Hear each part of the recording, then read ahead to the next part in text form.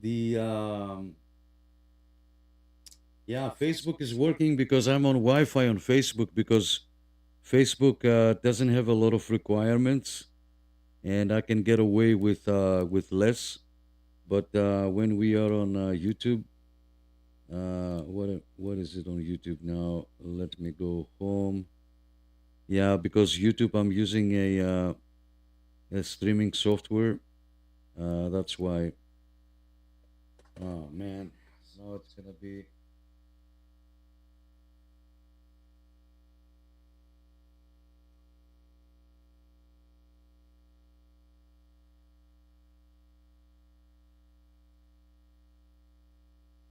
Yeah,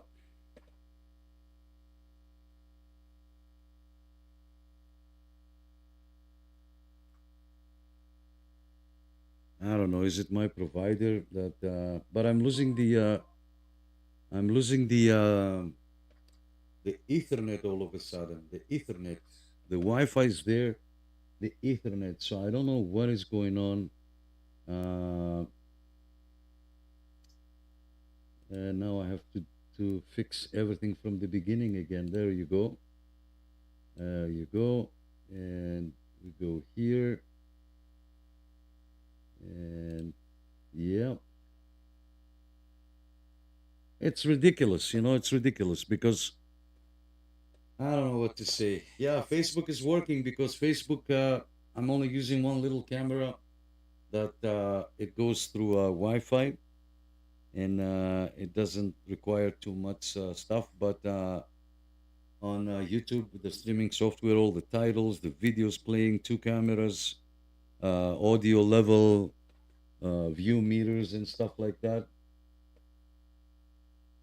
Yes, and thank you, Dennis. Yes, yeah. So I don't know. I have to work on it this weekend and fix it, and hopefully it won't happen again. My apologies. Uh, Hopefully you're back. Thank you for coming back, everybody. Uh, I don't know. Everything works fine. I don't unplug nothing. I turn it off. And then because I'm busy during the week, I don't touch it. And then I come back Friday, let's say an hour before or 2 hours before. And I click and I try to do stuff. And yeah, and then nothing works. So should I bring a priest here and, you know, read some pieces from the Bible, maybe, and say some good words. Maybe we can get rid of the spirits. Let me say hello to Adam. Oh, okay, Adam. Thanks so much. Yeah, we're on Facebook. Let me check you in, guys. We're still going on with the check-ins. It's just that the internet is acting up on the YouTube because it's Ethernet, and you would think that Ethernet is a more solid connection, but because I keyed up a few times with my HF radio, I have another monitor here, another TV monitor that every time I key up, it flickers a couple of times, and every time I key up, I lose the Ethernet. But now I didn't key up; the Ethernet was working fine. So there you go. I think we blew the Ethernet adapter. How about that? Let me say hello to after Glenn. It was been Mario. Mario, yes, I'll check in on number uh, 37, my friend. Thank you so much. 9 Oscar Charlie 510. Thank you so much, Mario. And then we have Jay. Thanks, Jay. You are number 38 on the check-ins list. Thumbs up. Thanks, guys, for staying. I know it's not much to see from Lake Simcoe. Yes, sir. Thank you, Jade. And let me say hello to Adam, 9 Oscar Charlie 355. Adam, you are number 39 on the check-ins list. Thank you so much. Thank you for coming. And after Adam, we have Joseph. Joseph, you're number 30. Thanks so much. And Adam, anyone has any input on a decent mount for my SUV to put my new Wilson 2000 on? Huh? Depends where you wanna put it. If the SUV has racks on the roof, maybe you can make like an L-shaped bracket by yourself. Drill two holes, mount it there on the bracket, assuming that that bracket is metal and it's grounded. You can do that with a multimeter. You can put one side of the multimeter, one end, one lead into that bracket, and then go to the side of the door where the hinges are or the lock and see, test for continuity to see if it's grounded. And then you make a little bracket and you can do something yourself. Levon, yes, sir, you are in. I checked you in on number 8. I checked you in on number 8 when you were on when you're watching on YouTube. Thanks so much. Uh, oh, Adam. Oh, yeah, yeah, yeah, yeah. Adam. Yes, yes, yes, yes. Adam, you gotta say these things. Anyway, thanks, guys. Thanks so much. Let me go back on YouTube. Sorry about that, guys. 3 people only watching. We lost. I had like 17 at some point, but yeah. Sorry about that. It happens. So yes, yes. Leave on. I got you on number 8. Number 8 on the check-ins list, my friend. Number 8. Thank you so much. Yeah. So we're here, guys. We are moving on. We do have a telephone line. If you want to call, I can get you on the air. 1289-799-7414. Excuse me. 1289-799-7414. David, yes, thank you. We lost the connection. I lost the Ethernet. So now it's playing, but it's on Wi-Fi.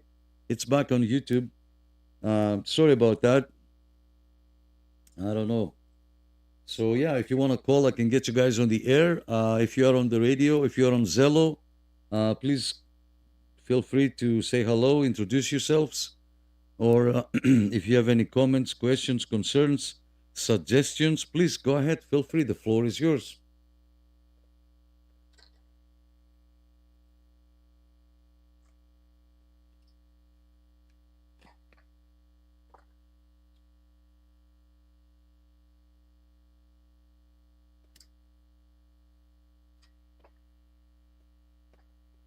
Thanks, Dave.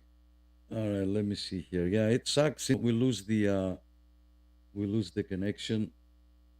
Unreal, unreal. I have to Lance. Thank you so much, Lance. I got you here, my friend. Thumbs up. Thanks, guys, for watching here on Facebook. Apologies if you cannot see my face. It's only one camera. If you're watching on YouTube, the stream is back up. Thanks so much. You can jump in over there and you can see the videos that we play and all the stuff. Let me say hello to Mr. Jeff. Sorry, Mr. Jeff. I've lost the connection on YouTube, so I had to deal with that and I didn't see your comment. Thank you so much. Happy Friday. I will check you in on number 41 on the check-ins list. Thanks so much. Our good friend Jeff is 9 Oscar Charlie 3408. 3408. And Lance, I'll put you in on number 42, my friend. Thanks so much. Thumbs up. 9 Oscar Charlie 540. Thank you so much, Lance. Nice to see you again. And we got Mike on number 43. Mike, thank you so much. 102, Mike from Whitby. Thank you so much, Mike. Happy Friday. Awesome. Good stuff. Thank you all, guys, for being here. Perfect. All right, let me refresh this page here. And yeah, the stream is on Adam says, I have a basket and have a mirror mount on it with a small fiberglass whip the basket won't go around and cannot get the mount to ground out properly either. So I don't know what's going on. I have bonding straps coming too, so hopefully that will help. Adam, can you send a picture? If Adam can send a picture, then maybe we can assist. Yeah, thanks, Levon. Levon is gonna be in and out watching. Hey, Steve. Yes, don't forget to smash the like button. We got disconnected. Thank you guys for coming back. Honestly, I really appreciate it. Thank you for coming. I don't know what's going on. We lost the Ethernet connection. The Wi-Fi right now it's on Wi-Fi. I don't know if the picture quality is good. Um, I'm not too far from the modem, maybe 20 feet. But yeah, we lost the Ethernet, so I gotta definitely do something about that. Okay, who else would like to say hello and check in, guys? All we ask is first name and location. Questions, concerns, suggestions, please feel free. The floor is yours.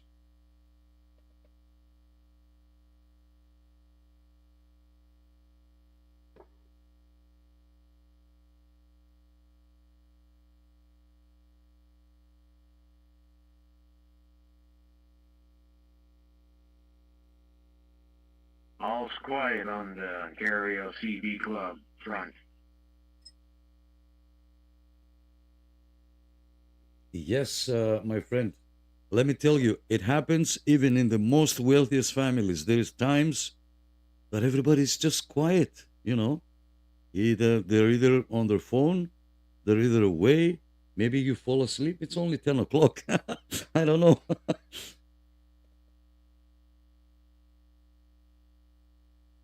Question for you. Now, you know we're supposed to lose gravity sometime in August. If I'm outside with my walkie-talkie and we lose gravity, as I go up, and would my signal improve before I crash to my death?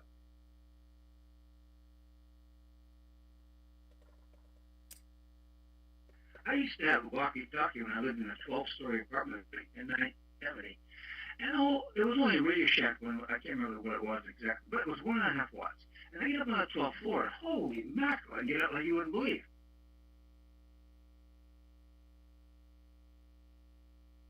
It's true, but I was saying when the gravity fails, I'm just going to float up 40, maybe 40 meters up to the 20th floor, float up there, and then for 7 seconds I might get out really good and then die.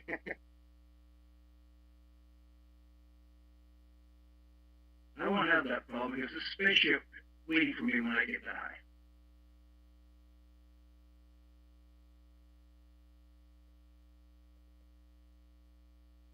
Heard of them?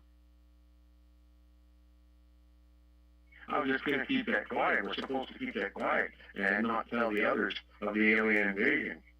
I've been watching too much YouTube of these people who are on Mars supposedly surviving, and it's all AI, but it looks interesting to look at. But they do talk a little bit about radio. That's what I'm interested.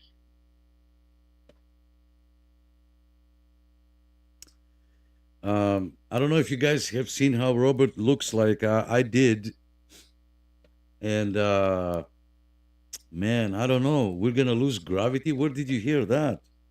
And yeah, and you're gonna be hovering like I. What day? What time? What if I'm driving? You know, imagine if I start hovering on the air. Will that take me home faster, or where I'm gonna be going that time?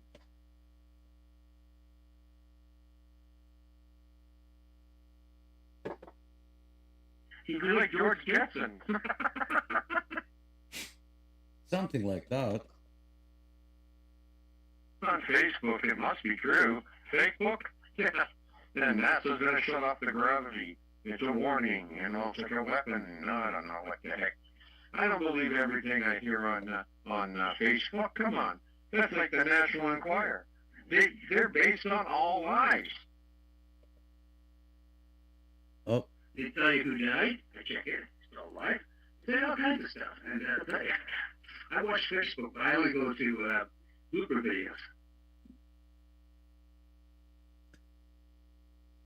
just watch for quotes from my family, my family and good friends, that's fine and dandy, like if it's something that they film and they're trying to communicate with me, that's another thing. That's it. My family, my sister, my brothers, my nieces and nephews. That's what.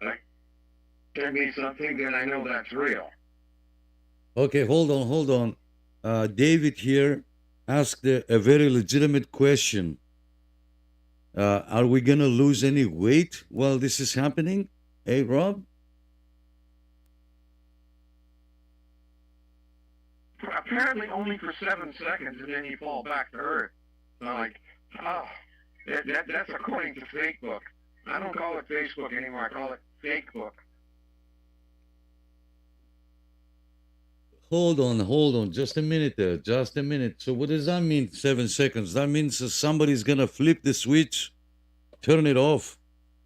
He's gonna say, audio, 1, 2, 1, 2, and then he's gonna flip the switch back on? What?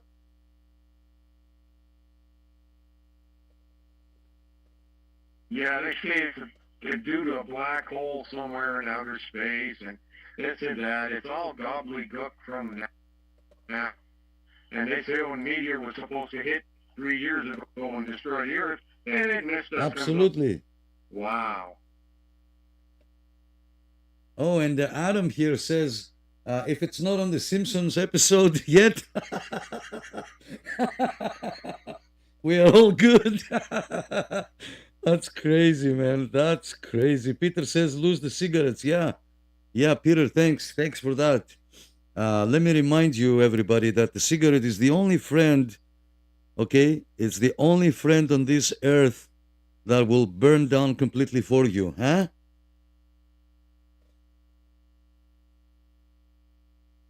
No, thanks for coming.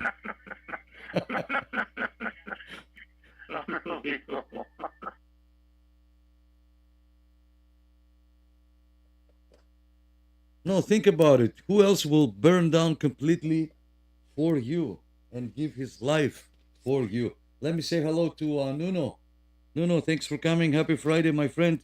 I'll check you in on number 44, okay? Thank you so much for coming. Yeah, we are talking about different things here. Yeah, slamming back is gonna hurt for sure, absolutely. So, Rob, you better be careful. You better be doing the catwalk because you gotta be ready when you land. To land, don't land belly up. You gotta stretch your legs like the cats. You can throw a cat from the third floor and it would land on its feet. They say so. You better, you better be prepared.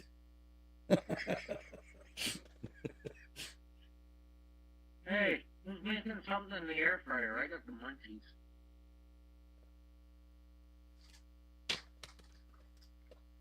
No. I'm going to drive a big spike in the ground and chain myself to the ground.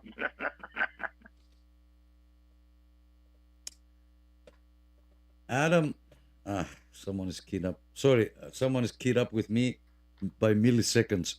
No, don't start with the air fryers now. Okay, don't start with the air fryers. Yeah. So when Rob, do you know any more information, like as to when this will happen? What do they say out there? Oh, And they say August the 12th, mid August the 12th. The gravity's gonna shut off for 7 seconds. Yeah, and Sasquatch is my neighbor. He's mine too. how can it be in so many? How can it be in so many places at the same time? You guys are joking?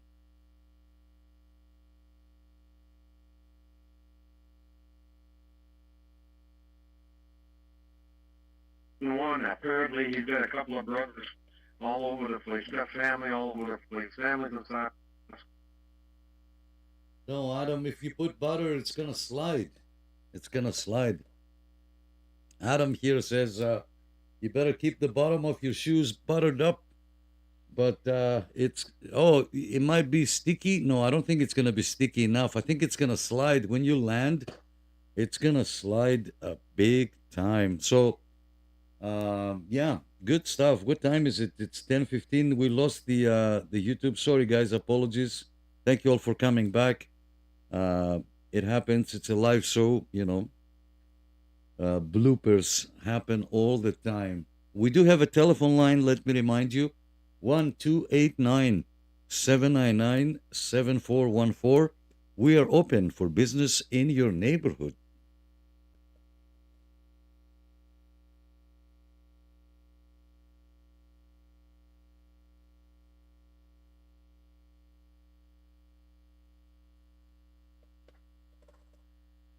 We didn't hear Wayne. Oh no, Wayne was here. Wade, 1313.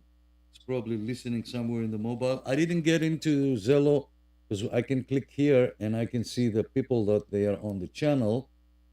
And I see Adam 270. Say hello, guys. If you're here, say hello. All we ask is first name and location, and say hello. Tell us what you think about the show. We stream on Facebook and YouTube at the same time. So yeah, tell us what you think. Questions, concerns, anything radio related, exams, whatnot, antennas. I'm sure there is people here that are ready to help with anything. So yeah, and yeah, I'm not going to repeat the telephone line, but we do have a telephone line. All right, back to you guys on Zillow. Go ahead.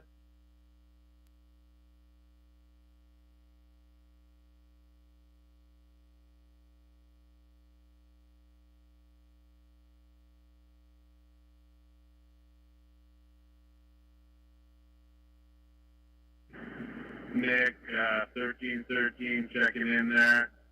I heard something about Sing Swaps working at Tim Hortons there. See, I knew you were here and I knew you were listening because I know your time. I know roughly what time you're going to show up. So, Wade, I'm going to check you in on number 45, my friend. Wade is 9 Oscar Charlie 1313. And as you can hear from the background noise, he's on the mobile driving north. Yeah, the butter on the shoes. Yep. So, always lands butter down. I saw it now. Sorry, Adam, I didn't see that. Yeah, that's funny. That's funny. Always lands butter down. Yes, sir. All right, Wade. Anything new and exciting, my friend? Go ahead. No, not much to do. Just want to say hi to Adam out there. Just fooling around with some mesh radios again. I don't know if any of you guys got into that. I was going to ask you about Ted because I know he's talked about him. How's Ted doing? We haven't heard from him in a while. I just taking care of his dad or whatever.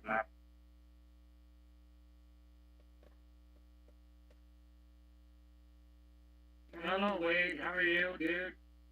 No, I was thinking about that, but I've never really got into them. The last time I talked to Ted, he was taking care of both his parents. He had no time to fool around with radio.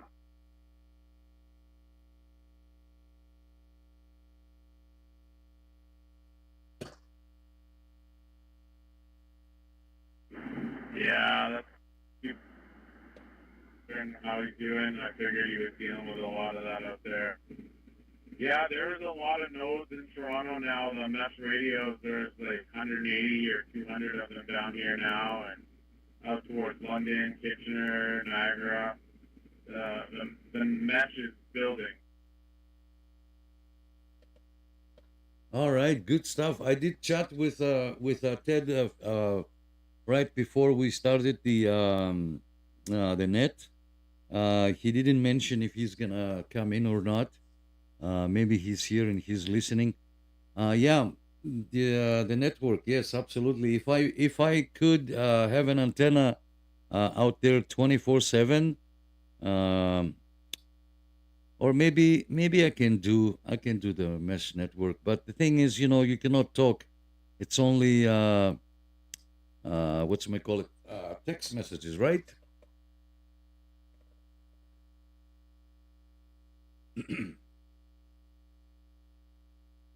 Yeah, point back. There's some Laura going on, but yeah, right now it's mostly texting, and you really don't need the antenna outside, Nick. You could probably just have it in the window, and you get quite a few people down by your area there. There's quite.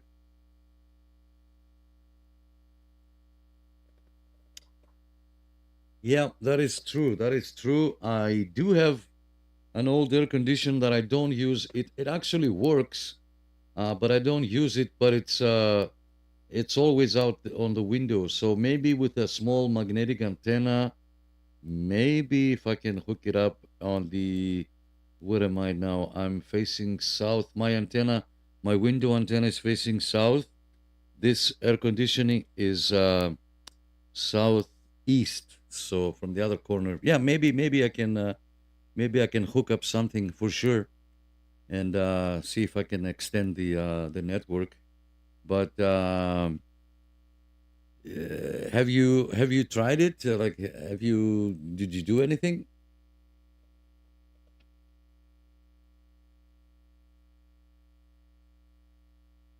Oh yeah, some nights there's quite a few people talking on there.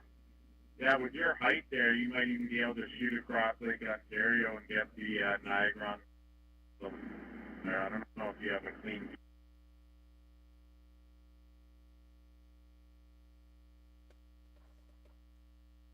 Yeah, I don't know. I will have to try there, Wade. I will have to try. Um, yeah, oh man, there's so many things going on. So many things going on. Anyway, yeah, no problem. Anybody else would like to comment or ask a question about the mesh network? Yeah, is MeshCore taking over from MeshTask? Is one becoming more popular? Honestly, I converted one of my radios over the other day to try out MeshCore, and I couldn't see a whole lot. At least, my node is only down to, like, car level. And there's a couple repeaters across Toronto now, but I didn't really see much activity. But in Meshtastic, there's a lot of nodes. It's changed a lot in just a few years. I have a MeshTask radio, and it's been running here, but there's literally nobody around that has it, so I'm like the lone node for like 400 kilometers to Red Deer. Right. Yeah, up by me, I'm not getting anybody up by me either, only when I come down here to Toronto, really. But I'm just some more nodes. I drive with it in the vehicle, so I pick up the map. And they're starting to build. They're even out in the outskirts.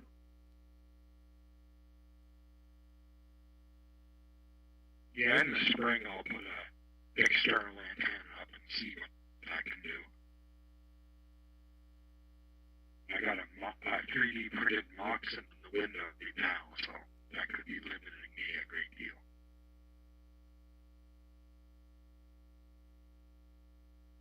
Yeah, I gotta get an antenna outside as well. It makes a big difference, and especially the little stubbies that a lot of the radios come with. They're not really good. You get the 17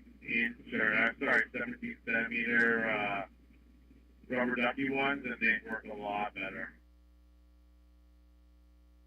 Yeah, I ran one of them for a bit, and then I made this Moxon, and every now and then someone will pass by, and I'll check it hours later, of course, and I'll see a node at.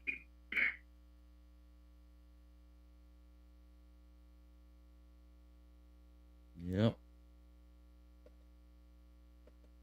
Wireless text messaging. That's a good concept. I should try and look into that. Maybe I get something out of it. You never know. Yeah, the devices, a Heltec version 3 or version 4, they're only like $35 or $40. And you can 3D print a case or you can buy a case. So, the whole thing doesn't cost a whole lot to set up.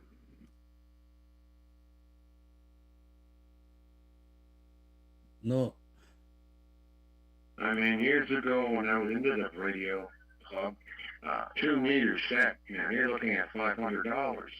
Now, 2 meters, you can pick one up brand new in the box for ridiculously low prices now.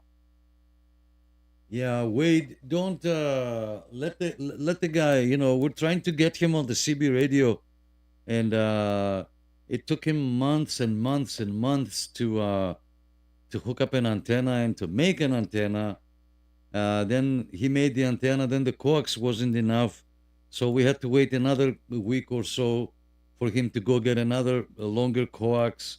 And now don't make him look for Mestastic and stuff. Let him get on the air so we can talk with the locals here on the radio. And then Rob, once you establish that, and we established a good connection, and you become a station, with a good vibration, then we can look for more ways of communication.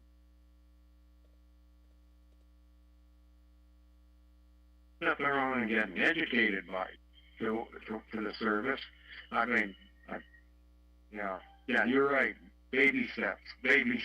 I'm on the first floor. I can't. Like I said, if I was on one of those tall buildings by on the Danforth, yeah, well then I would have been on the air a long time ago because that antenna would be just on my balcony. My balcony would be 16 stories up. Yabba dabba do. Absolutely. Let me say hello to Al. Al is watching from Facebook. Thanks so much. Romeo Charlie 554. Alton, thank you so much for coming, my friend. You are number 46, okay? 46 on the check-ins list. Thank you so much. Ed, you are number 47. Ed is watching from Facebook. Thanks, guys. 123 Ontario from Lindsay. Yes, sir. 123 Lindsay. Thank you so much. Happy Friday. We are open for business. And I'm just looking at the comments here. I don't want to miss anybody.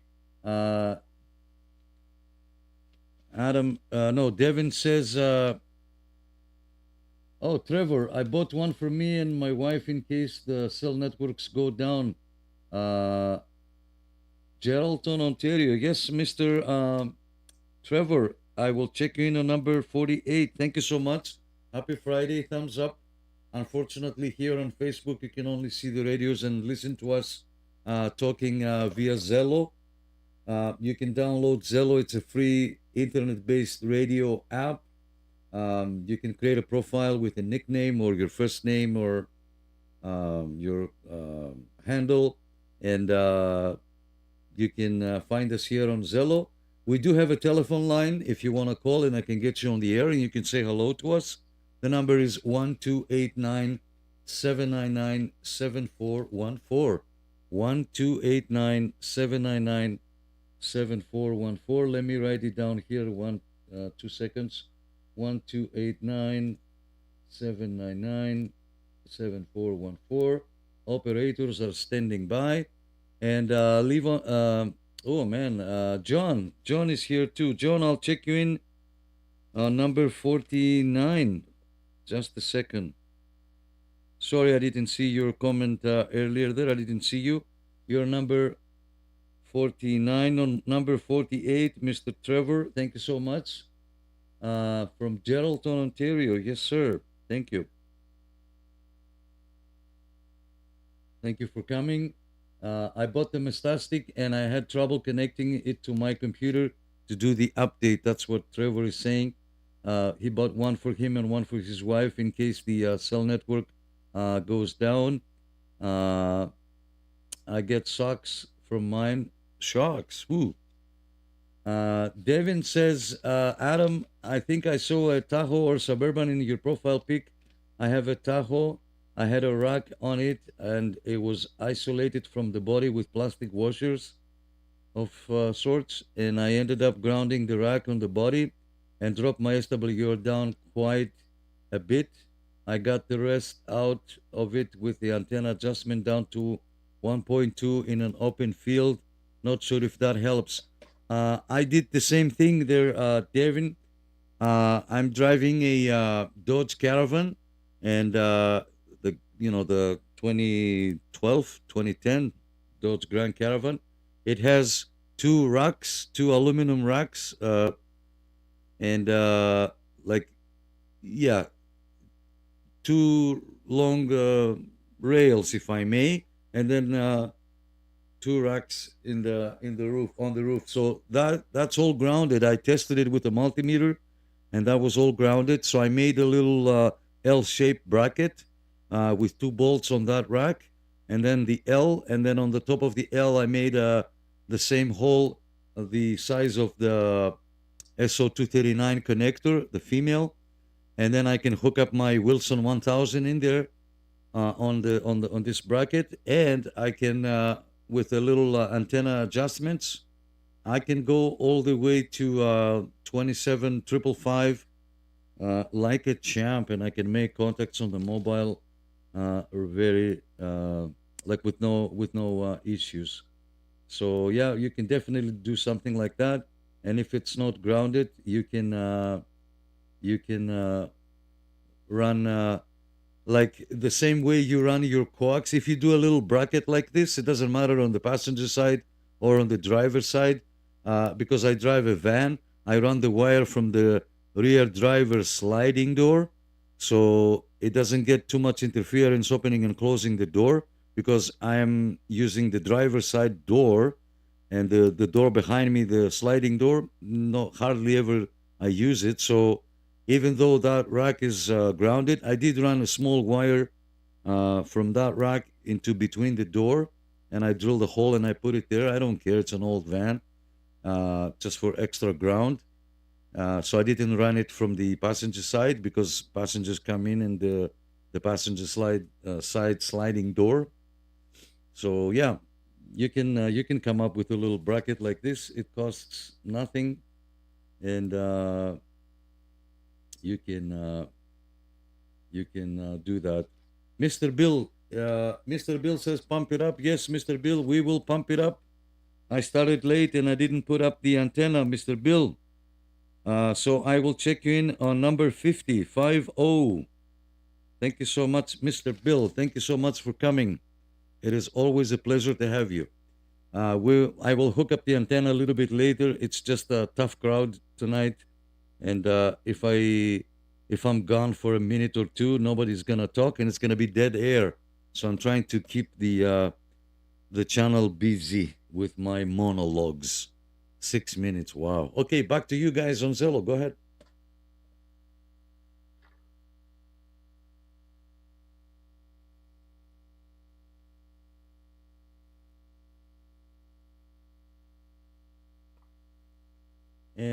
And Zello is quiet now. Yeah, there you go. So where is Eric? Where is Wayne? Where is Matt? Where is Steve? Kevin? Where is everybody? You guys fall asleep?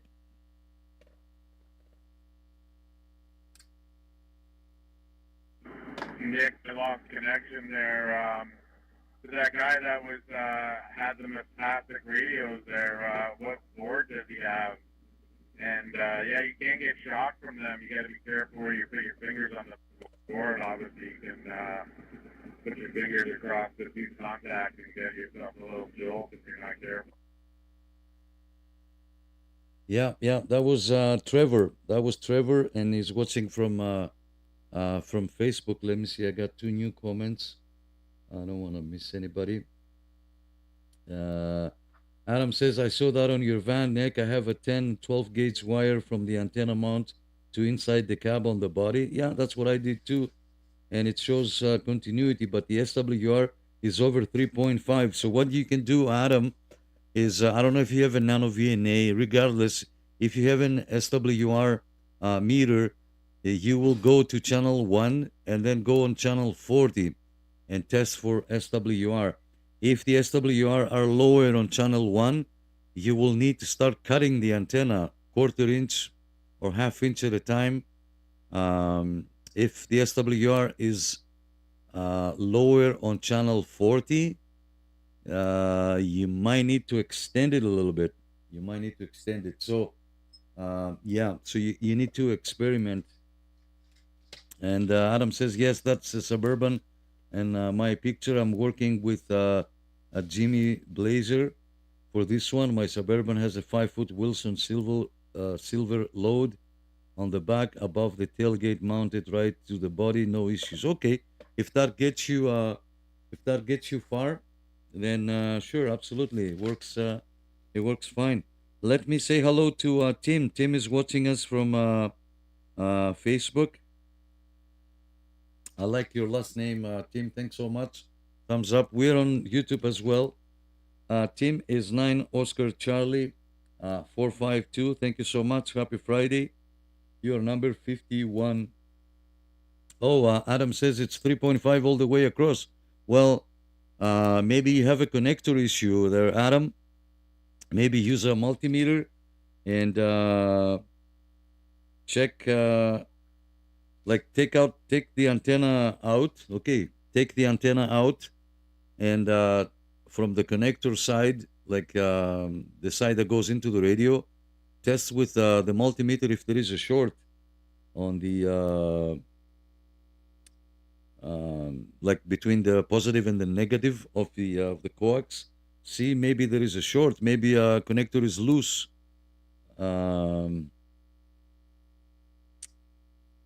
Wade, Trevor is saying he was trying to flash it and it couldn't connect. Yeah, it can be.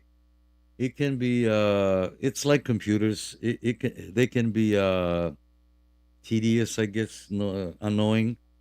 So yeah, Wade, back to you.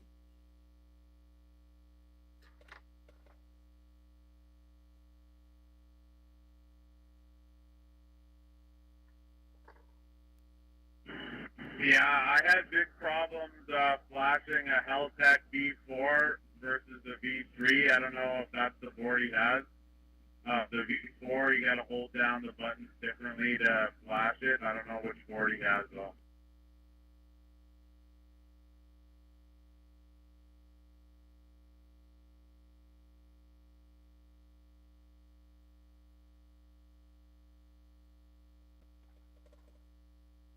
Yeah, I don't know, Trevor, if you heard that. Um, oh, and Adam says he ordered new coax. Yeah, I don't think it's the. I don't think it's the coax. Man, sometimes it can be so annoying. Uh, it could be such like something stupid like moving the antenna 2 feet over the other side. It could be something like stupid like that. Something easy just like that. But yeah. Yeah, so good stuff, guys. What time is it? It's 10:30. We have an hour and no, 10:38. Yes, Tim, I agree with you.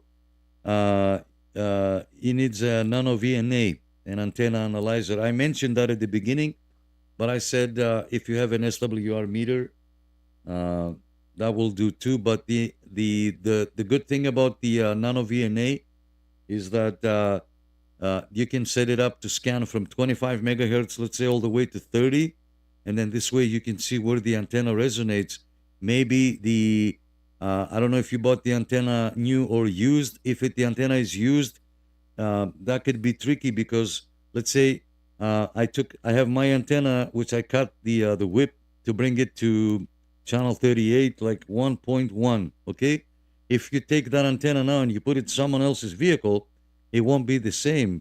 It's a different ground plane or different situation that the antenna resonates on my van, and if you take it and put it on a 4-door sedan, it might act differently. So um, the struggle. Oh, Trevor is answering Wade at the same time. Sorry, I'm running two topics at the same time. Trevor is saying pretty sure it was the V3 that he was trying to flush and it couldn't reconnect.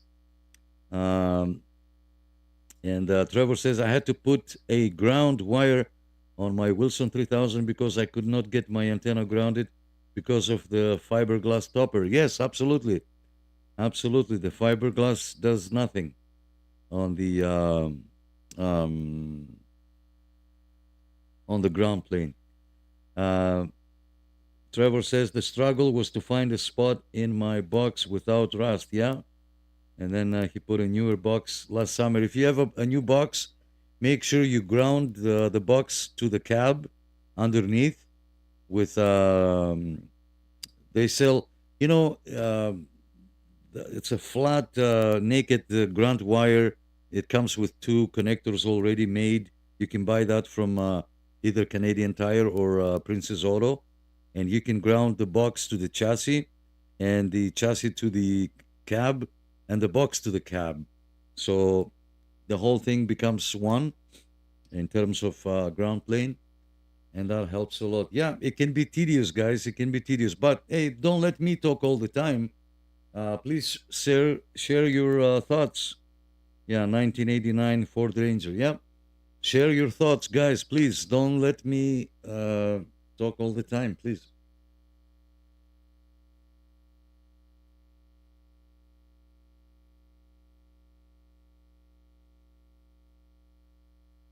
Yes, Nick, but when you talk, you're not talking nonsense.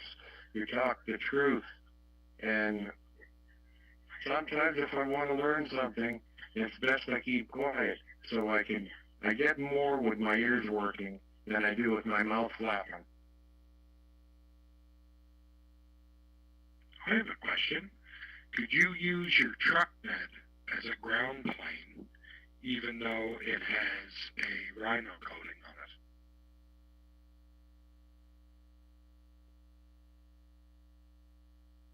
it? Can I answer?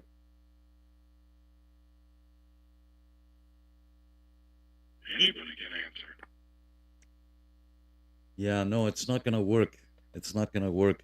Any antenna on a pickup truck, if you have, let's say, the Wilson 5000 that comes with an extendable bracket, that's not gonna work either. The best way is on a pickup truck the antenna. So like make a little bracket and then put the antenna up, even if it has its own bracket, like the 5000. Some of them come with a little extension, a foot and a half or 2 feet. I can't remember. This whole thing is an antenna also. That bracket is an antenna. So the Wilson 5000 is the coil is in the middle. That bracket acts as part of the coil. So it's not a bottom fed coil like the 1000. The 5000 has the little bracket, so the coil is in the middle. It's a better antenna from the 1000. So this whole thing has to be above the roof. So especially if you're driving a pickup, don't worry about looks. In order for the antenna to work, it has to be above the roof. The roof will act as your ground plane. Enough said. Please take it. Somebody else.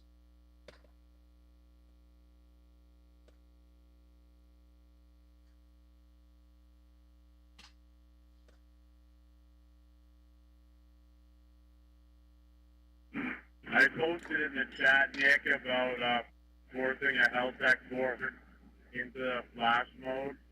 I had some issues with it too. Sometimes they can be like that. They'll work fine forever, and then they'll be finicky sometimes. But yeah, I posted it in there. Sorry, it's a mess. I'm driving. I had to use Google Assistant to help people.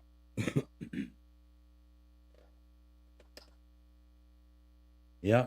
And Trevor is asking if a magnet is good. Well, the magnet, if the magnet is small, it's like, I don't know, 8 inches, 10 inches, and you throw in a big heavy antenna, if you go above 100 kilometers, the whole thing would fly away. it will resonate, it will work, but the whole thing will fly away. So if you're gonna be using a big long antenna like a 102 inches, you should get the triple mount system. Triple mount system. It's Adam says not on my Jimmy for some reason. That's why I tried a couple different mounted options, and all the SWR is high over 3. Um, you didn't tell me, is the antenna? Did you buy the antenna new or used?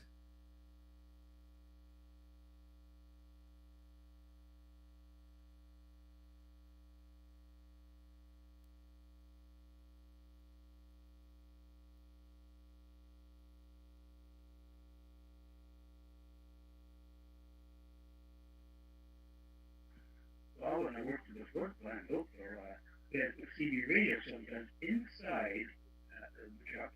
And what we used for the ground it properly was pick up some chrome bolts on the doors.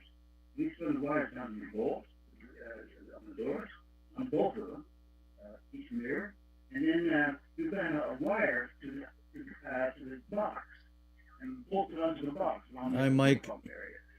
And that worked out pretty good. Yep, yep. Let me say hello to Mike. Mike is watching us from YouTube. Sorry, from Facebook. Mike, we're streaming on YouTube as well under the Ontario CB Radio Club. We are live on YouTube. You can see videos of Hamfests, and you can see my face there.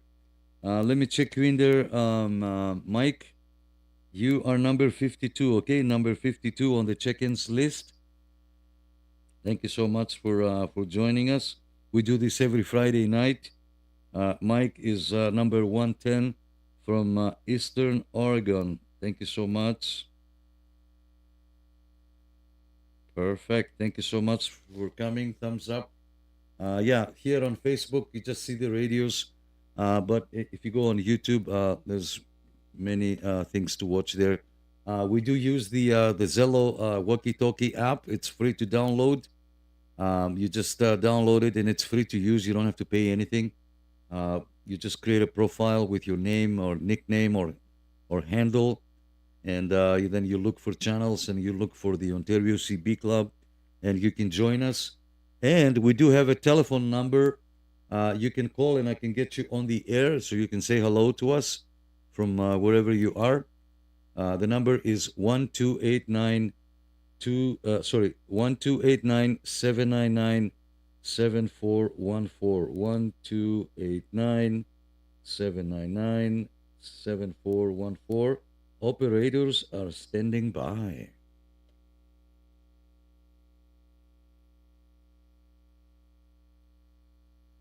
Spawny, thank you for coming.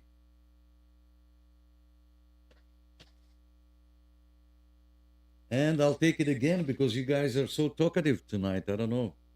So talkative. Rob, are you making notes over there? You're so quiet all of a sudden. Let me say hello to Spawny. Spawny, I'll check you in on number, excuse me. Oh, man. Number 53, okay? Number 53 on the check-ins list. Thank you so much. Peter, I forgot to check you in. Q1 P5X. Okay. Thanks for that. Thanks for coming. Steve is still here. Trevor, thanks so much. Happy Friday. Trevor is watching on YouTube, the stream on YouTube. Thanks so much. I will check you in. Oh, Trevor, yes. Oh, you came. Okay. All right, perfect. You came on the YouTube stream. Yes, perfect. Good stuff. Good to see you here, my friend. Lots of things to watch here. Very nice. All right. Anybody else? Devin is saying you can check if the antenna is at 50 ohms from your coax to the antenna. Make sure there is no shorts. Yeah, that's what I said. I said disconnect the antenna first and leave the coax and go from the connector, the PL259, and put the multimeter in there and check positive, negative. But he said he did all that. Okay, um, he did all that. What I don't know if you tried that, Trevor. You can try the pay attention now. Pay attention. We go scientific now. Okay, we're doing scientific analysis here. So you're gonna grab the multimeter and you're gonna go to the outside of the connector, the negative. You're gonna put one lead there, and the other lead you're gonna put it on the chassis, somewhere on the chassis to see if there's continuity. And then you're gonna try. You should have continuity when you try the negative to the ground. You should have continuity, and then you will do the positive with the ground on the vehicle. And if there is continuity there, that means there is a short. Okay, what do you guys think about my analysis, scientific analysis?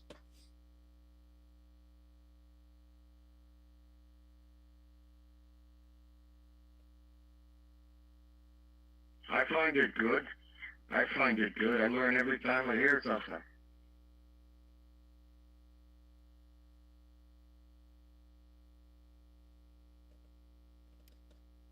Yeah, and back to the topic with the butter. Let me remind you, everybody, that the only the first 100 years are the most difficult.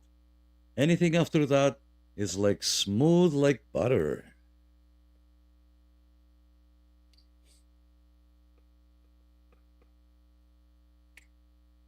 You didn't get my joke? Come on. All right. I don't know. I sound like I'm the only one out here tonight. What's going on? How about you, Mexico? I know you're out there.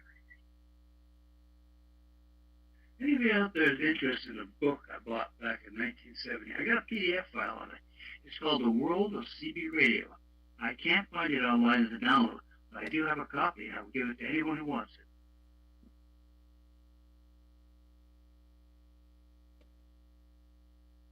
Sorry, I was looking at Trevor's comment there. What copy there you have, Eric? Sorry? It was a book written around 1970, 71, 72 called The World of CB Radio. It's a paperback, and it's all been copied on a PDF file. And I've got it on a USB stick. I gave it to several other people, too, I knew a long time ago. It tells you things that you know, how a horizontal antenna works, how a vertical antenna works, what's inside the radio, what makes it work, and explains a lot of things that take you forever, like in a class sense. And you can learn a lot from it. And especially for a rookie, it's like a Bible.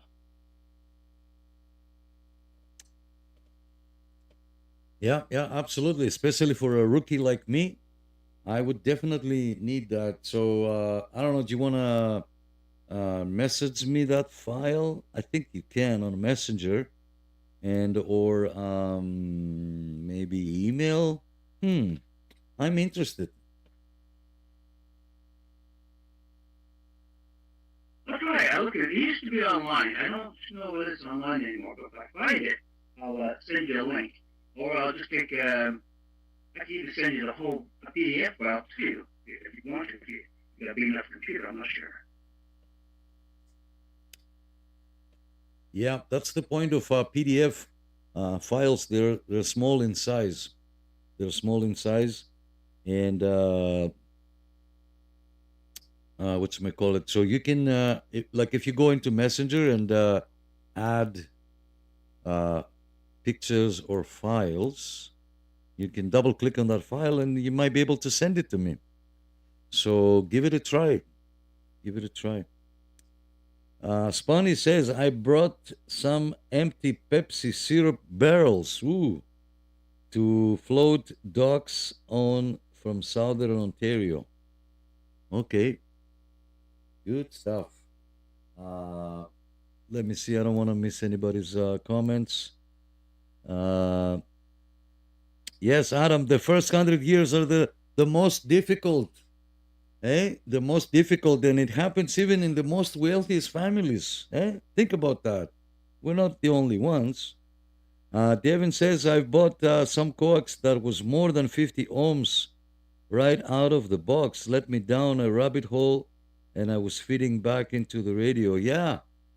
Yeah, that also can happen in the most wealthiest families as well. You got to be careful what you order. Oh man. Yeah, when I called indefinite cable and uh, sale, I specifically asked for 52 ohm resistant cable. And they said, oh, we have cable for TV. I'm going, wrong cable, wrong, wrong, wrong. Oh, everywhere I called. Yeah, that coax is 75 ohms. Yeah, it's 75 ohms. It's not a 50 or 52 ohm. You gotta be careful. Well, you can tell the TV coax. Come on, it's first of all, it's white, right? Depends how much you want to spend.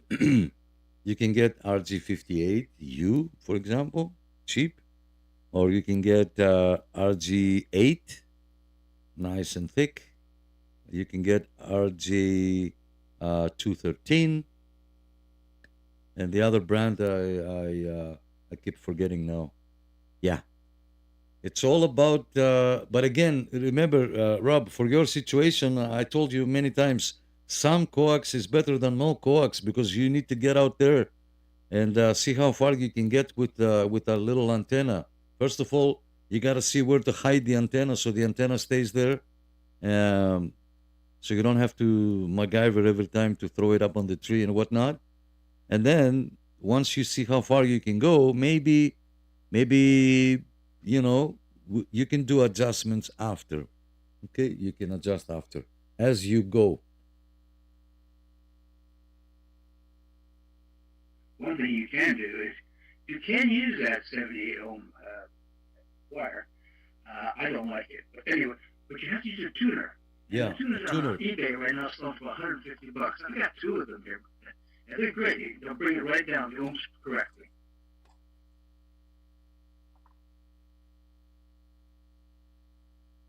Yeah, guys, so whenever we see a 73, walk my dog, have a midnight snack, do some. Have a good one, Adam. Yeah, I'll talk to you later. Adam, have a good one. We'll talk later, man. 73. 73's key up there, Adam.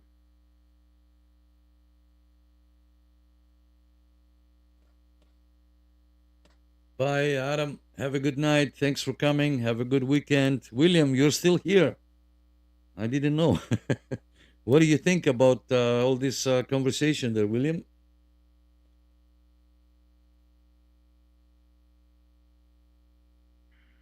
Well, I was getting sniped in an auction. The auction just, I changed sides for a minute because I was trying to bid on a Midland radio, and with the last 20 seconds left in the auction sale, the guy outbid me by $1.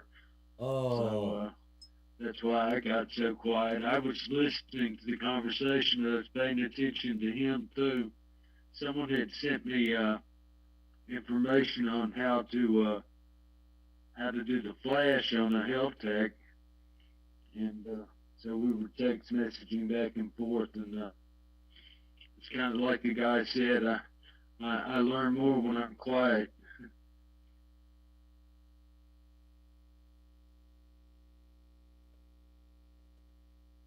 yeah. Sometimes I got questions, and other people get through, and they have the same question that I have, and then I don't have no need to ask that question.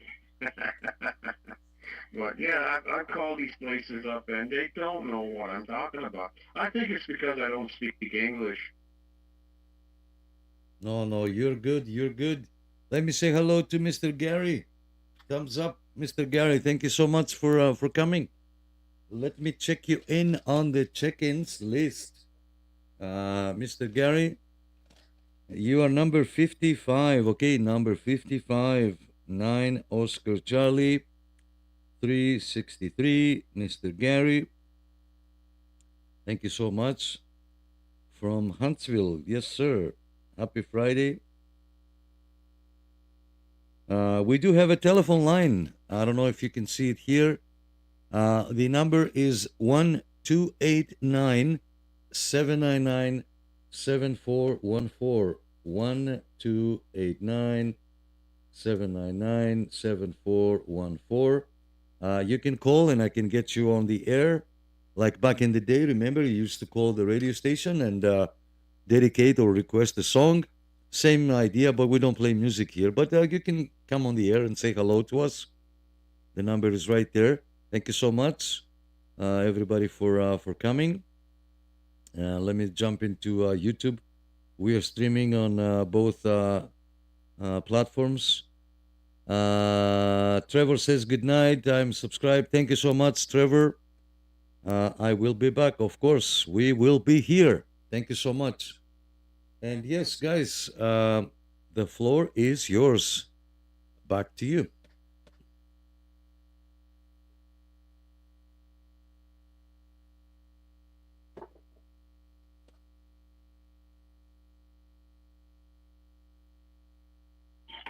Too bad Adam's Land Owen Sound. I would help him get that antenna sorted out. But Owen Sound's like 3 hours from here or something.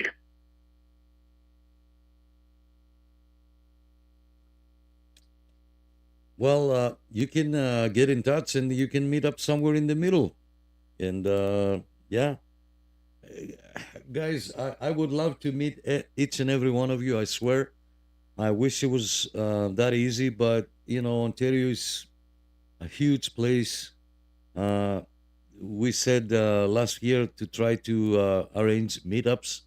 The only way this can be done is because I go to every Hamfest and I make a video for the YouTube channel here.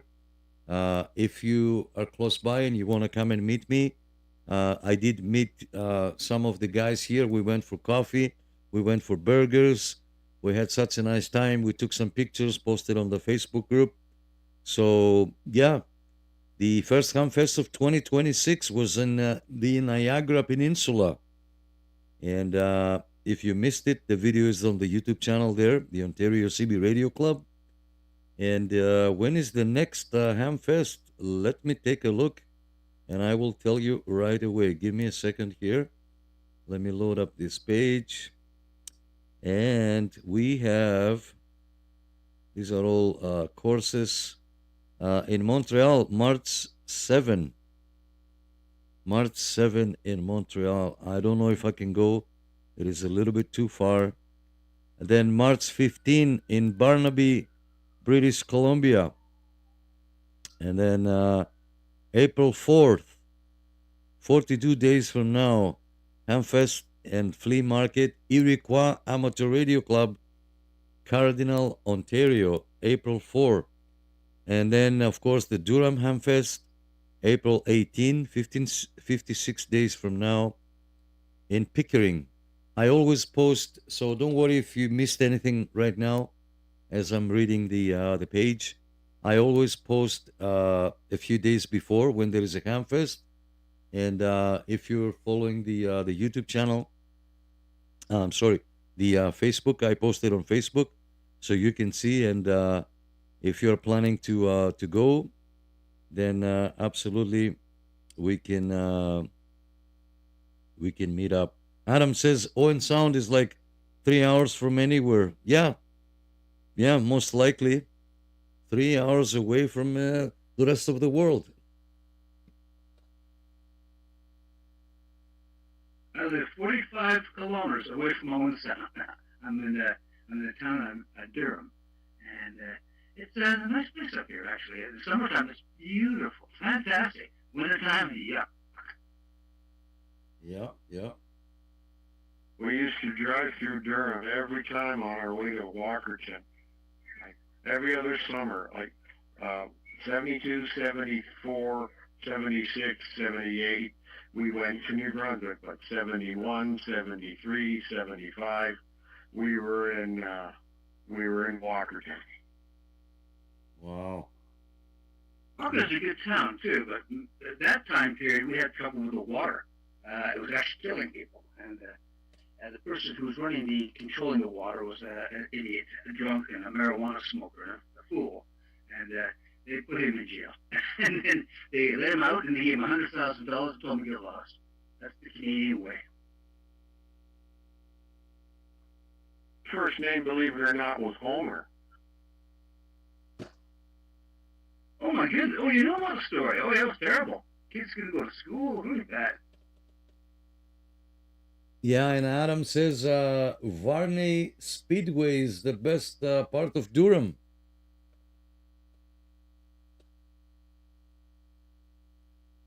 Nights, summertime, when it's nice and quiet, there's not much wind. I can hear the Varney Speedway right to my house. It's only down there about 9 kilometers down the road. Yeah, yeah. I have a daughter that was born in Durham, North Carolina, when I was working up on the hospital at Duke. And Cameron Indoor Stadium is really the nicest place in Durham. When you mention, good night, Jerry. When you mention Durham, some people think of Durham, England. So yeah, it does exist. Right on. Same thing with Scarborough. Yeah, the There's Speedway. There's a village called Scarborough in England, and they have a set of bluffs too. Really?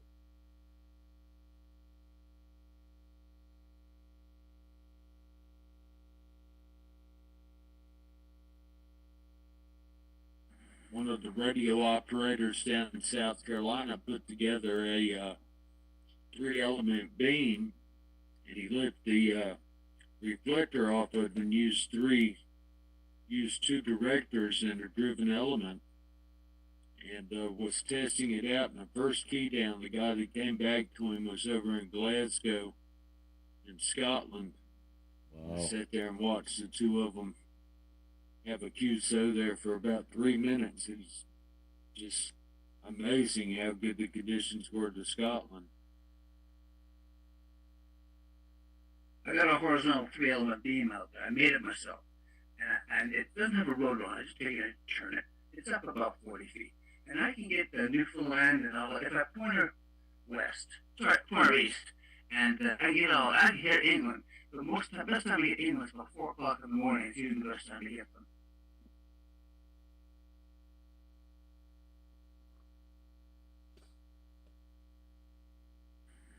Down here, I used to get good conditions to Spain and Portugal in the afternoons between 2 and 4 o'clock. There was a woman over in Valencia, Spain, and a couple other people over there, and a guy in a lighthouse over in Portugal I used to talk to.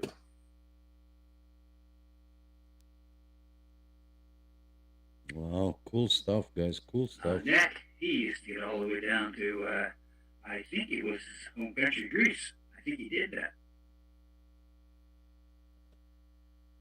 Yeah, with my window antenna. Every Saturday and Sunday morning. Not lately, it's been a while. But with my window antenna all over Greece. And I've done Europe, Sydney, Australia. I keep saying that. Yeah, I'm proud. And from the mobile, I would make contacts from the mobile using 3 different radios. One time with the Galaxy DX959, that's about 16 watts. Then I was using a Cobra 200 GTL, which does about 100 watts. One time I was using the Magnum S9, which does about 35 to 40 watts. And then one time with the Ranger RCI, yeah. Good times, good times. It's all about the conditions, guys. It's all about the conditions. Yep. What I was gonna say, I was looking at the comment and I got distracted and I couldn't. Trevor said good night. Thanks, Trevor. Spawny says If there is a Hamfest near Sudbury, I'll meet you there. Yeah, absolutely. I don't think so, though. I don't think so. I will try my best if there is anywhere else. In the summer, Owen Sound is only 3 hours from me. Yeah, this time of the year, much longer. His cannabis use was not the issue. Oh, he knows the story too, and about that speedway, the speedway rocks. Yes, sir. All right, I don't want to miss anyone else's comments. Uh, yeah, we got that. We got that. Mr. Jeff, yes. Good night, Mr. Jeff. Thank you so much. Good night, and to Nick and the group, thank you so much, Mr. Jeff. Have a good night. Thank you for sticking around. Hopefully, we'll get you on. We'll catch you on the air one time. And let me say hello to Murray. Murray, long time no see. How's the Duck Radio? How's the Duck Radio? I'll check you in the number 56. Okay. Murray, 9 Oscar Charlie 116 Aurelia. Yes, sir. The Ghost Rider. I saw the picture. Very nice. So, Maury, how's the radio over there doing? You made any contacts yet? I'm sure you did.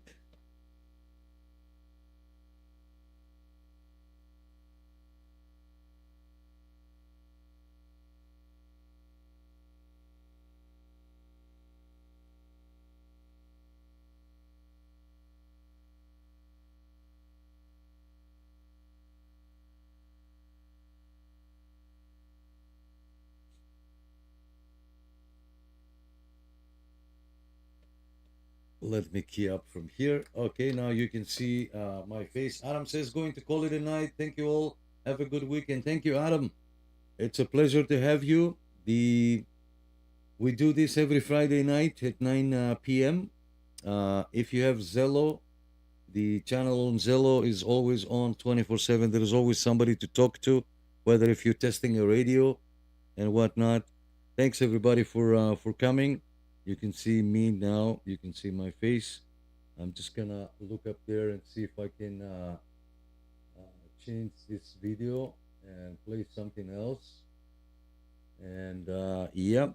So let's switch back into the regular program. Let me make it a little bit bigger. And here we go. Yes, sir. Perfect. All right, guys, it's 11 o'clock, 10 after 11, 2 hours and 10 minutes. Thank you all for coming. Thank you all for sticking around. Yeah, no problem, Adam. We'll be on YouTube. I sometimes go on YouTube live Sunday mornings, making some contacts on the radio. So maybe keep an eye for that as well. And yeah, good stuff. And lots of reviews on radios. You will see tube-based radios that you probably don't know about. I sometimes didn't even know those radios exist. So yeah, keep in touch there on the channel. Good stuff. Okay, guys, who else is left here? What else do you want to talk about? Comments, concerns? Let me hear you. The floor is yours.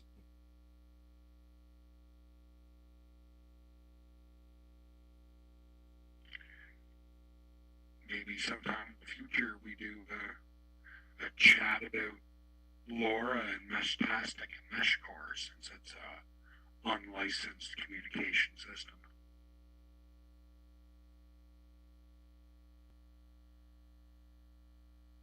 Well, good night, everyone. It's 11 o'clock. It's 11:14. Do you know what time it is? That's how they say it in Newfoundland. Out here in Toronto, they used to say it's 11 o'clock. You know where your kids are. And sometimes you hear, it's 11 o'clock. Do you even care where your kids are? But it's 11 o'clock, and I'm about to turn into a pumpkin. So I'll talk to you guys all maybe during the week. I'll be on, maybe not, maybe not. But I'm going to be good back for now. 73s for now. Thank you, Rob. Thanks for coming. Thanks for coming in. I'll have the radio on. I could have put the antenna all this time that we talk, but you guys are tough tonight, and if I leave, there's gonna be a big gap of nothing. So that's why I'm staying and I don't put up the antenna. But I will put the antenna and for the whole weekend until late night. So if you decide to hook up the antenna or make any testing or whatnot, I should be able to pick you up there on channel 38 or whatever. So yeah, thanks, Rob. Thank you for coming, my friend.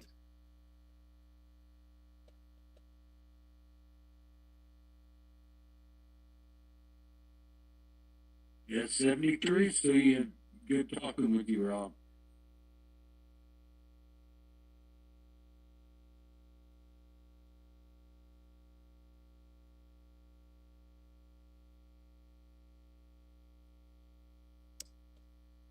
All right. Who else is left here? I see 17 people. I know most of the 17 people you like to listen, and thank you for that.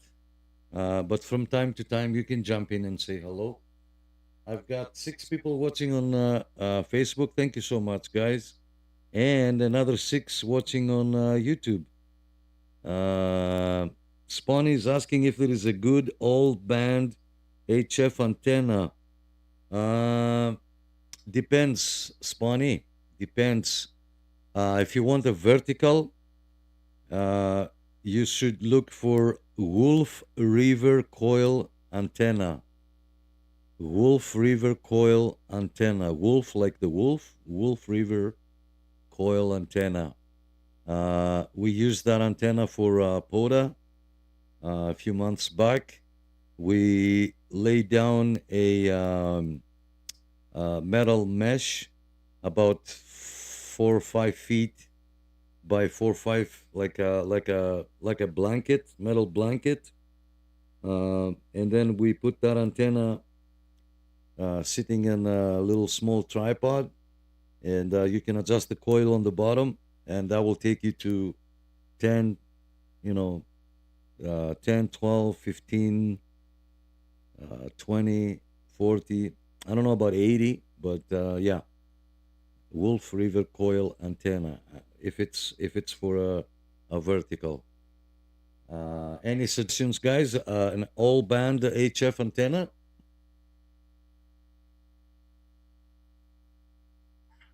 My MCOM Chameleon N-Fed 66-foot antenna works great on all bands.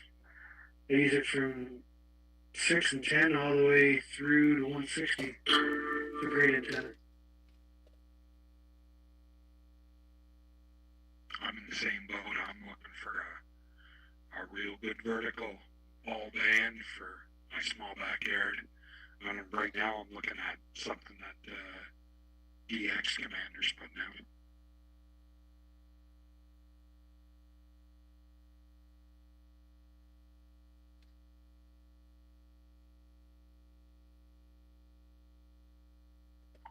I made a trip to Radio World today.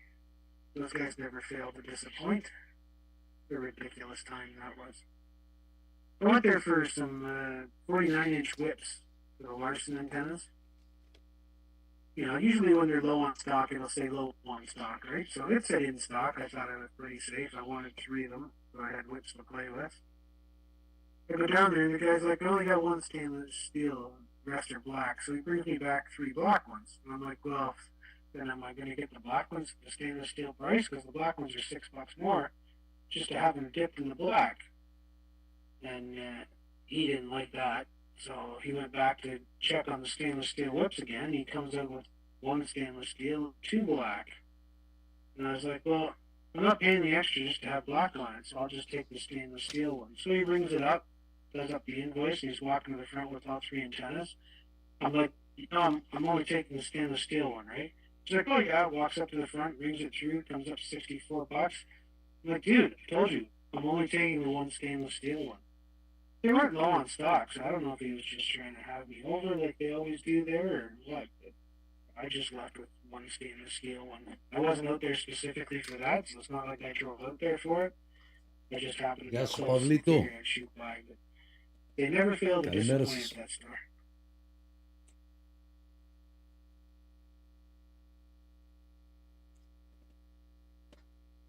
Yeah, I'm gonna have to agree with you, Tim, and thank you so much for coming. I put you on the list on number 57. Thank you, Tim.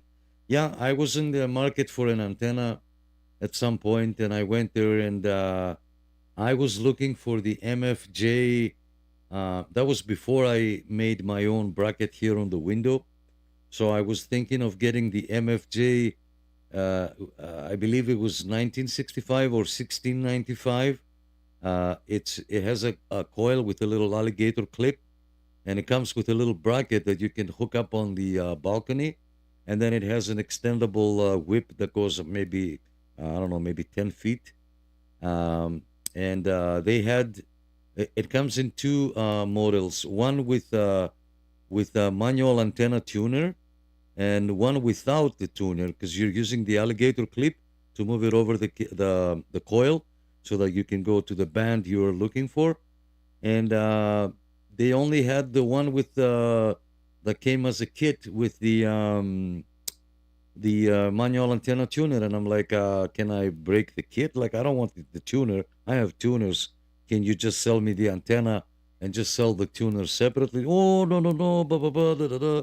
I said, okay, okay, okay. And then he talked me into buying the toy box. The toy box. It was extendable whip, um, about maybe 5 feet or so, and it has the little plug, and there's different plugs along the coil on the bottom that you can go like 10 meters, 20 meters, 40 meters, an additional coil to do 80 meters. And I'm like, yeah. And I bought it and then I sold it, of course. But yeah, they will try to sell you something for sure. They won't let you go like that. Yeah, and the guy was a total douchebag right from the beginning. No, you don't have to mark me as another number. I'm Timbuktu on Facebook, so I was already in there earlier, but figured I'd come over to Zello. It's a lot easier to talk than it is to type. But yeah, I don't know. I just assumed he was trying to just get rid of the black ones, right? Because who the hell wants to pay an extra $6 to have the antenna dipped? If that's the case, I'll come home and dip it in, liquid or something myself. But I wanted stainless steel. The rest of my whips, well, those other two antennas are black, but the rest of my Larson whips are all stainless steel. I prefer them over the black because it doesn't chip off.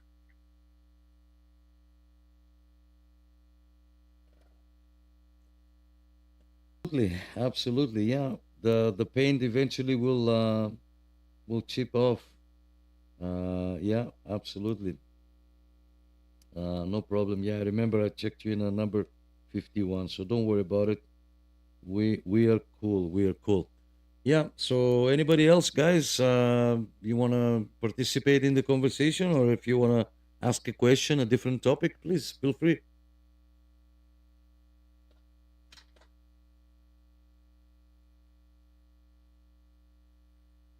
I picked up a nice MFJ 4245, one of those 45 amp switching power supplies this week. Now I've got I need to get about 16 feet of mast and some coax and antenna, and I'll be all set.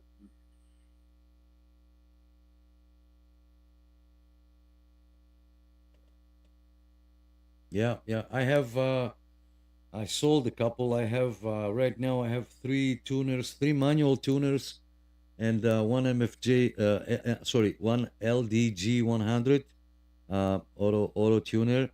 That I have it as a package with my FT 891, which I bought brand new, Tim from Radio World.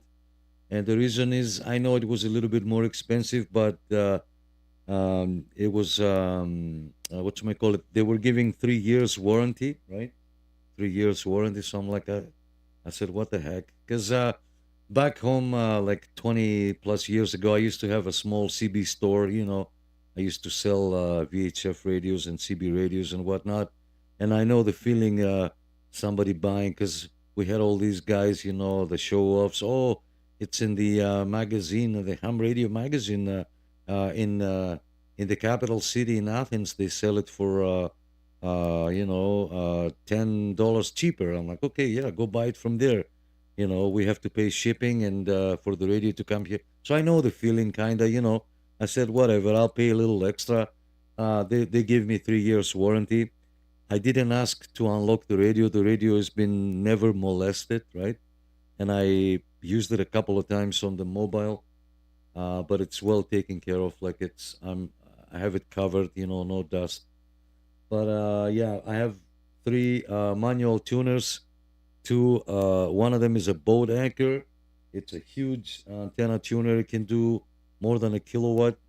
It has a roller inductor. Both of them, those two have roller inductors. That you have to crank it and listen for the receive to come louder, and then you adjust and adjust, and it's old school. But hey, that thing, it's never gonna die, because there's no circuitry inside to burn or to fail. It's all manual.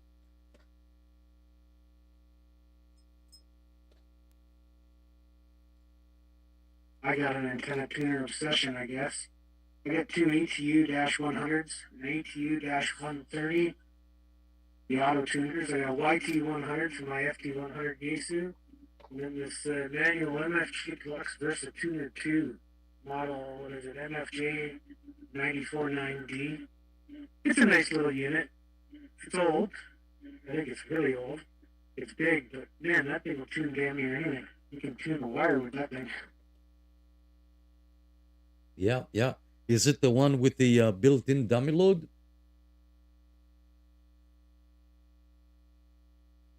I'm not sure if this one has the dummy load or not. I'm just downstairs looking at it. Yeah, it's got the built-in dummy load. It's got coax 1 direct, coax 2 direct, and then coax 2, coax 1, balanced line wire, and dummy load on it. Yep. Yeah, I know that one. I was gonna buy it from a friend. I think I made a video about it. I think I made a video review about it, and then I end up buying the Econo tuner. It's exactly the same like the MFJ 949 something. I forget the model. It's exactly the same, but it doesn't have a dummy load inside, which is fine. I have a external dummy load. And if you have an obsession, I don't know what kind of other radios do you have. I like tube radios. I have not one but two FT101s, and they both work. And man, the tuning and the only thing that bothers me is I'm looking at a disc because they're the older models. It's not like the ZD. I don't know if you know those radios. I don't have the frequency counter, so every time I make a contact, I say, "Am I on?" I don't know, 465 here? Is it 465? He goes, why? I go, well, I'm using an old tube radio. And he's like, oh, wow, you sound amazing. I go, yeah, I know, but, can you confirm the frequency? I don't want to put another frequency in there, on the log.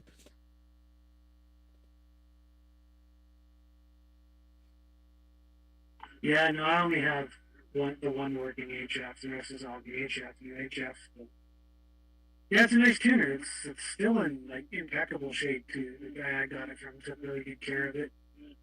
Just didn't have any use for it because it wasn't in HF anymore. So he gave me the HF base radio, the Icon 728. It's not feeling too well right now, and this tuner with it.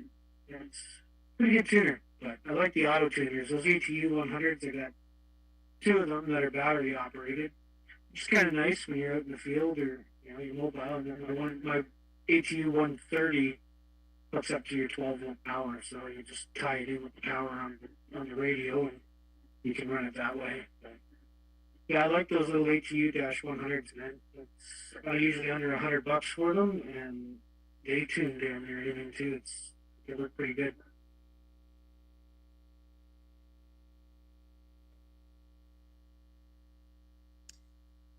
Oh, I did it on a Intron last week. It was did all the ham frequencies and was had the built-in dummy load, and it was really nice. It would work up to 3 kW, but somebody outbid me on it, which was okay by me. I started bidding when I went to bid on it. I was looking at a Pride uh, amplifier, and then I couldn't get up with the guy that had it, so I gave up on that idea. He had a really nice Pride with ceramic tubes in it, but I had to give up on that idea. I used to do bidding on eBay, and I switched to just buy it now because the rage that would build up inside me when a guy would beat me in the last couple of seconds, just I couldn't handle it well, so I got out of the bidding. I don't like bidding on stuff on eBay anymore. I haven't used eBay in years though. When they used to have the free shipping and stuff in China, it was good, but then everything just skyrocketed in price. I haven't used eBay in forever.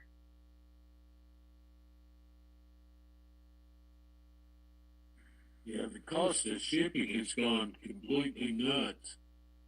I could bought some equipment from California and some from Indiana, and it costs less for me to get that stuff shipped to me than an item I was trying to get earlier this evening from northern Georgia. It's I don't know what it is, but sometimes the shipping price can be as much as a piece of equipment can. Well, when you live in Canada, the shipping price usually ends up being more than the item you're buying.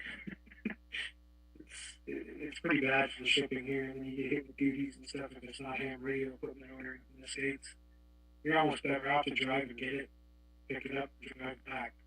It's that bad. Especially with the ordering stuff from Radio World here in Toronto. The price that they charge you for the shipping, I might as well drive out there and pick it up. I'm going to spend less fuel than I would for them to ship it to me, which is absolutely ridiculous. 9 Oscar Charlie 67, Eric in Hamilton. Sorry, I signed in on YouTube to everybody a couple hours ago. I was on with I've been a base Stratomatic. I don't know if anybody knows what Stratomatic is, baseball league. And I was on with a bunch of guys making trades and shit. As for shipping, I worked in logistics forever. And places like Radio World and Durham and shit like that in Canada would charge you 4 to 5 times what it would normally cost. To ship something local, even across Canada, would be about 10 or 15 bucks, and they would charge you 50 or 60. Yeah, man, and they have accounts. I worked for Purelator and UPS. They have accounts and stuff. They don't pay anywhere near what they charge you for the shipping cost. It's ridiculous.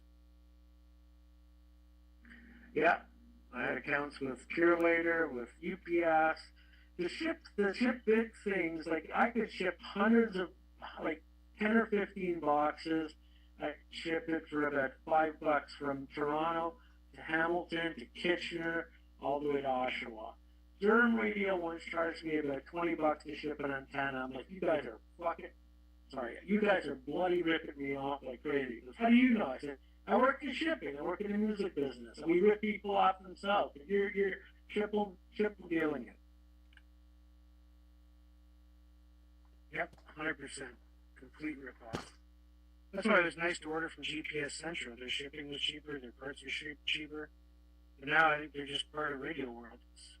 Their sites kind of merged together, they look the same, and now all their prices are the same too. Which is unfortunate because Radio World's just shit. Radio World is either loved or hated. I never had a problem with them. I mean, I remember once they came out, there was a new Heretic book. And I went there, and the guy said, listen, if you have the older one, I said, I'm trying to sell this book, but I'm going to be honest with you, you don't have to buy it. And I appreciated that, because, whatever, I didn't have a huge amount of money. But, I mean, either you love them or you don't. I definitely don't. And shipping stuff across the border, oh my God. Yeah, well, if you put amateur radio, that should be no taxes and subject to no duty, unless the new government put tariffs. I don't know how that works. No, you still get no taxes, no duty on ham radio stuff as long as you provide your Thank your you, call sign. Devin. Thank you so much. Just for anything else, or anything else in the States, and the shipping is absolutely atrocious. I had to order a pokey. I got it off of eBay. Have a good night. See you next Friday. Don't forget. Thank you. A drum. Thank you for coming. Drum sheave for my generator, and it's an old generator. It's a Yamaha from the '90s. So trying to find parts is almost impossible. The guy had the part in the States. I ordered on eBay, and it cost me more in the shipping. I think I paid $10 or $20 more in the shipping and the duties and stuff to get it here than the actual part was worth. I could have just had my in-laws pick it up because I think it was somewhere out around Texas or Tennessee or something that it came from. Should have just had them pick it up or had it shipped to them. It would cost next to nothing. Yeah, I don't want to take away from anyone else either. I have a unit in SDS 100 that is broken, and I forget what they're offered. I called them and said, okay, how much is it going to cost me to get this repaired? And I think they gave like a flat rate of either 120 US or 160. I'm like, well, it's going to cost a little more than that in Canada. He goes, why? I said, because like to ship something like that down to Texas is going to cost me like 60 to 80 bucks US probably. It's going to end up costing me about $350 Canadian. And I don't know if it's worth it. Yeah, definitely not worth it. Again, I put a fair bit of money into the scanner. Like, I got it as a gift. I put a few programs into it, and I mean it's probably the last scanner I'm ever gonna buy because there's not much to scan here anymore. But I mean, shit, like $300. And I just wanted to come on and say hello. I did check into YouTube before. I don't know if Nick acknowledged me or not. I didn't have this on, but I'll sit here and listen when somebody wants to say hello. 9 Oscar Charlie 67 Eric in Hamilton. Alrighty, man. Well, I'm sure Nick appreciates the little break. He's been trying to get people to talk. Couldn't get his antenna hooked up. Couldn't get up and use the washroom. Couldn't do nothing. Hopefully he's got a commode chair in there so that, you know, on the quiet times he doesn't have to go to the bathroom if he doesn't want to. But I don't know. There you go, Nick. You got a little bit of a break. Yeah, I just want to say, Kevin is actually doing me like an amazing thing. He's sending me sideband radio because he knows I don't have one, and I'm kind of like poor right now. I just found out that my Cogeco cable internet wasn't paid last month, so I had to pay an NSF charge. So he's sending me, he's sending me a sideband radio, and hopefully by next week I'll be talking on it. It's a beautiful thing he's doing. I want to acknowledge that. A lot of you guys are really, really cool. All right. Well, thanks for that, Kevin. Thank you so much. And yeah, Eric, I'm glad that worked out for you. Yes, I did acknowledge you at the beginning when you checked in. And let me confirm that. Number 36. Okay, number 36, Eric from Hamilton, 9 Oscar Charlie 67. Thanks again. And yes, Tim, yes, I got the opportunity finally to go and fill up some coffee because I had to run out. And yeah, I filled up some coffee and I'm already all pumped and ready to go.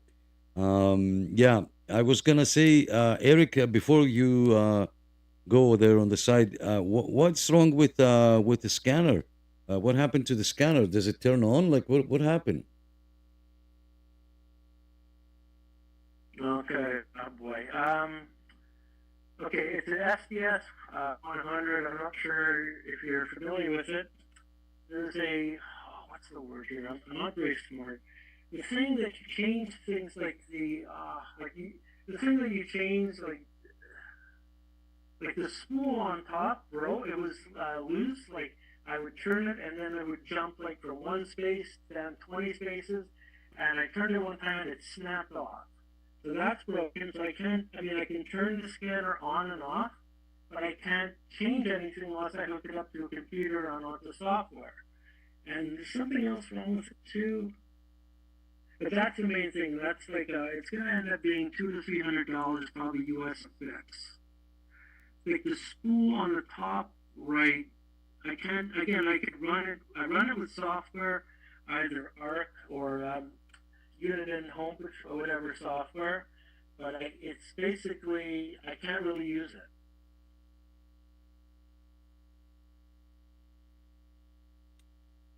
So like the frequency selector or whatever, right? The clicker dial. Yeah, 10-4. Like if I turn it on, basically again I can hook it up to software, and sometimes I do, but I can't like on the scanner itself. Like I can't change what I'm scanning. The spool on top. I also have a Uniden 436, which is not a bad scanner. It only works. It doesn't work on scanning conventional stuff. It only does trunking. And I have other scanners too. And I also have a Uniden 325P2, which is really, really good. Got it for a good price. But Uniden charges $75 for the SDR and the DMR upgrades, which I think sucks. Yeah, it's ridiculous that they charge for those. Like, absolutely ridiculous. I had a 996 in the truck, and then I got a home patrol here at the house, and I got the Graycom scanner. I like that one better. But yeah, sucks. I think we talked about that last week. That yeah, it sucks that they charge for those updates.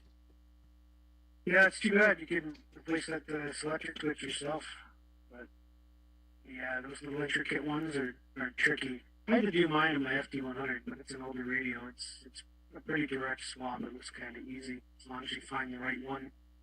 Even with that, though, really, as long as you find the right one that has the right stepping mode in it, then it's not usually too bad to replace. Oh yeah, shit. Sorry, I forgot to say the main problem with this happened about a year and a half ago. The latch that keeps the battery in snapped. And I found replacements for it. I found it on Amazon, and they never shipped it to me, so I canceled the order. And also the battery expanded. That's a bit of a big problem. That was the main problem with it. The battery expanded, and it snapped the latch that holds the battery and closes it in. So again, I got I'm very, very blessed when it comes to radios, and I like to pay things forward. I got this SDS 100 as a gift, so and I would like to use it. I might be moving back to Toronto. There's still Toronto Fire and EMS there too, but $200 or $300 is a lot. US is a lot of money. There used to be a place in Peterborough called Vectron that used to fix Uniden stuff, and I wish they were still around.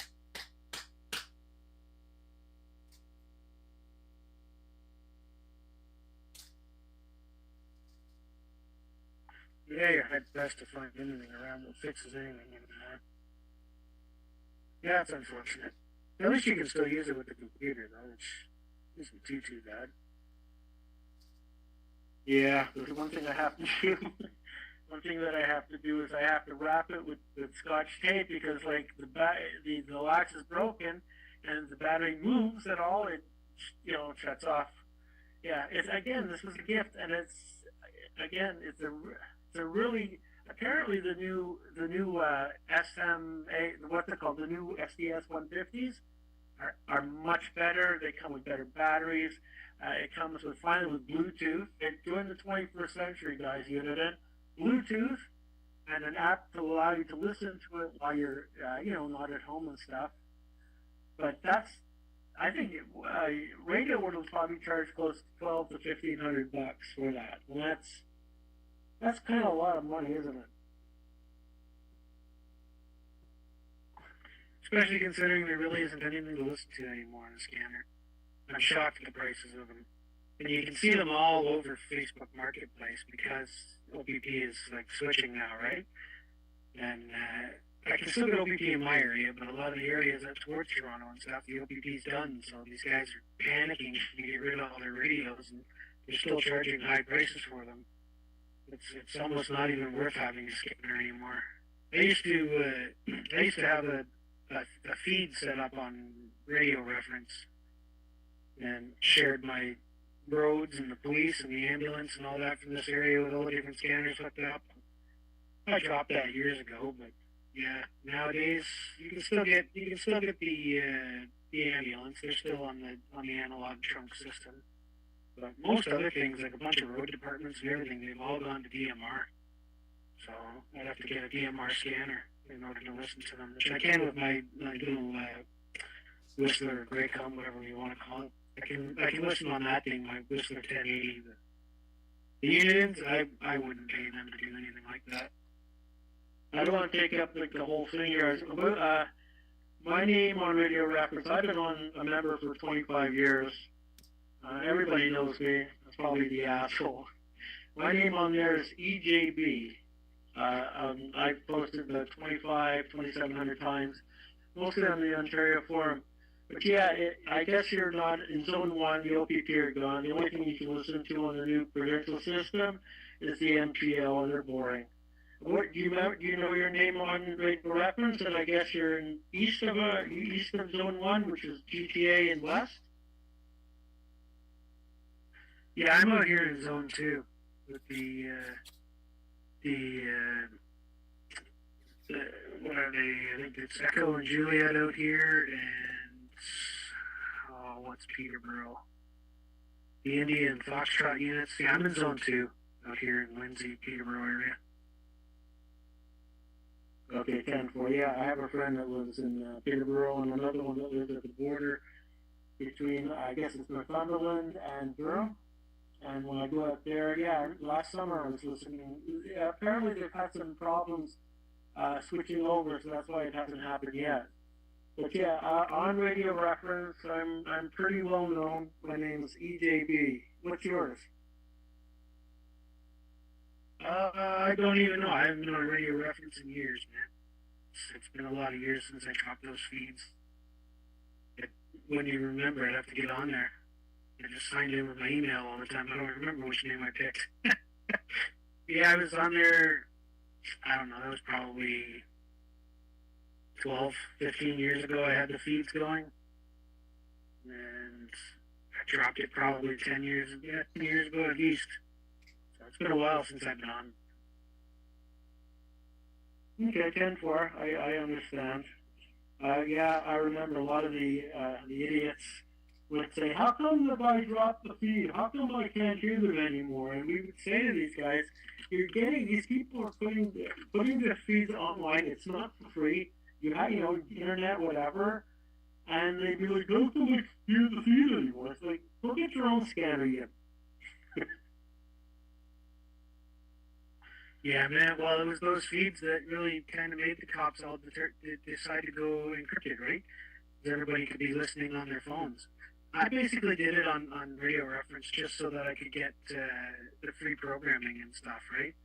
So when I needed to program a scanner or whatever, it didn't cost me anything through them. I didn't have to pay for a membership.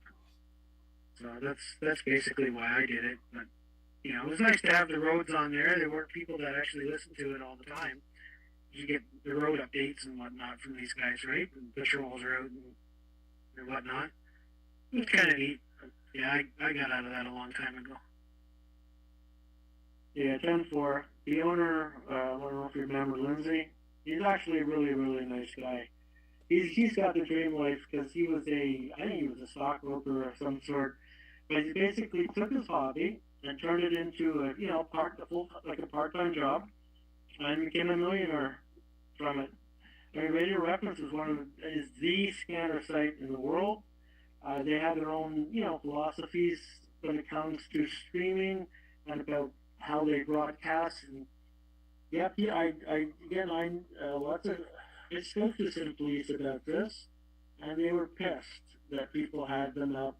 Like, they'd say like, "Oh, well, why are they putting it up? Criminals." I'm like, "Come on, there are going to be some criminals, but no one used to help the police when we were able to hear them.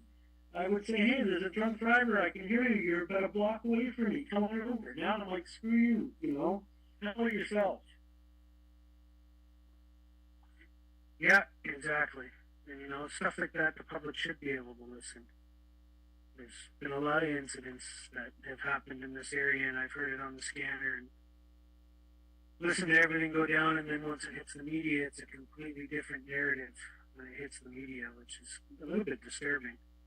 There was one that really upset me out here where the guy it was a drunk driver calling, and he ended up getting shot for backing up towards the cop before he took off, and then all of a sudden when it hit the media there was a knife involved, and I was like, that's not how it happened at all. I had the recording on my scanner for the longest time.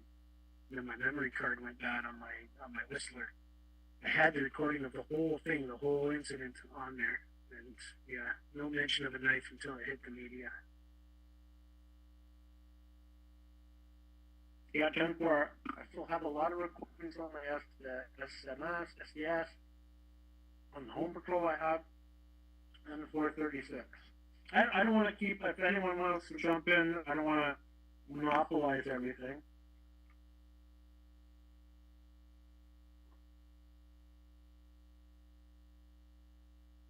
Eric, don't worry about it. Don't worry about it. It gave me plenty of time to use the bathroom and come back and fill up coffee. And let me say hello to our good friend Cody. Cody, thank you for coming, my friend. Happy Friday. Cody's watching on YouTube. Cody, you were late. You were late, my friend, but don't worry about it. Better late than never. So I'll check you in on number 57. 57. Let me fix my pen here. There you go. Number 57 is Cody. Thank you so much. Happy Friday night. And thank you for stopping by. We're talking about scanners and stuff. So, yep. And what time is it? It's almost midnight. It's 10 minutes before midnight. We started at 9 o'clock. Thank you so much, guys. It's been 3 hours almost. I didn't even realize how time flies. And Eric, don't worry about it. We need people to talk here. I don't want to monopolize, the conversation. I want everybody to be able to participate. And sometimes people accuse me of interrupting everybody, and I'm like, whoa, come on. If I hear that we are a radio group, right? If I hear the topic changing to something away from radio, yeah, I'm gonna jump in and say, hey, guys, yeah, let's keep it radio related. Or if somebody's commenting on just joining the stream and says hello, I have to say hello back, right? So, yeah, don't worry about it. I want you guys to participate. I'm doing this for you, not for me only. I know we use Zello. It's not the same as radio. And again, some people already said, "Oh, this is not radio. It's not the same." Oh, yeah, okay, fine. But that's only once a week, right? Once every Friday. I wish we can go on the radio and talk all over Ontario like they do on 80 meters or on 40 meters. Actually, in the winter time, it's better on 80 meters. It's more of a winter band, the 80 meters. But yeah, hey, what can we do, right? Yeah. So yeah, don't worry about it. Don't worry about it. I'm sorry for your scanner. I wish I could help you. I know a couple of guys here in Toronto that they can have a look, but I don't want to promise anything because yeah, if it's a broken part, if it is loose inside, it can be like I would say just open it, open the cover and take a look. Maybe the thing came off because if it is, because I was looking at the scanner earlier, and actually no, I have it here in front of me. So it's the same as the SDS 200, and you said the knob that you push and tune on the left, or is it the one on the top right corner? Uh, if you pull the knob out gently, you will see there is a nut in there. There is a nut that holds the whole knob in place. Maybe that nut is loose. I don't know. I don't know. You have to open it. Yeah, it's the SDS 100, and it's like the knob on the top right, and it broke off, and it needs to be put back on. And also, I forgot the main problem with this was that the battery. Two things: the battery expanded and broke the latch to keep the battery in. So, I mean, again, I got this as a gift.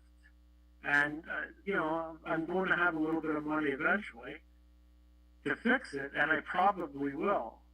But, I mean, I don't know, I don't expect it. Like, if you knew somebody in Toronto, I mean, I give it a chance. I don't expect anybody to fix anything, maybe they can. Again, I don't know, Uniden, I've been buying Uniden for the last 20, 25 years. I used to love the Radio Shack scanners. I had trouble with like Whistler and GREs. I couldn't understand them, certain things. But, I mean, Uniden is very expensive.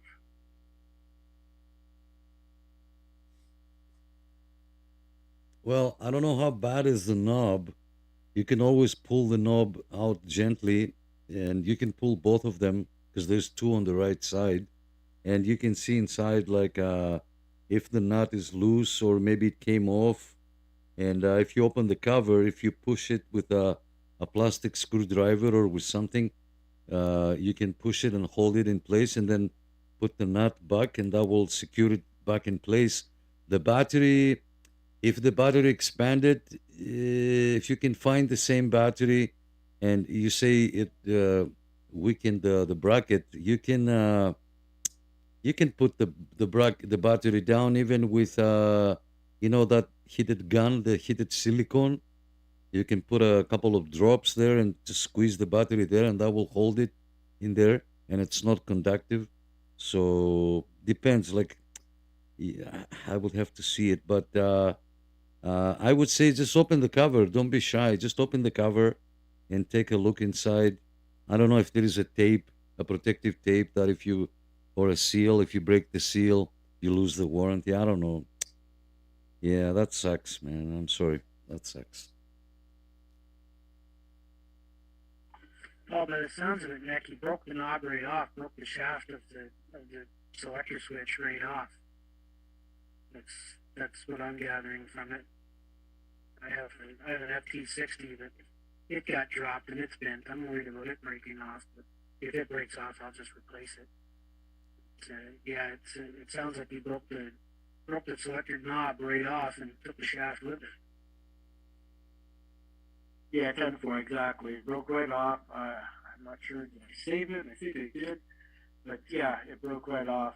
It was not working properly to begin with, and I don't remember even how I broke it off, but it broke off when I was like, oh, geez, this went again, and how do I say this? I'm disabled in the way that I'm not very good with small things and tools, or else I probably would have tried it myself.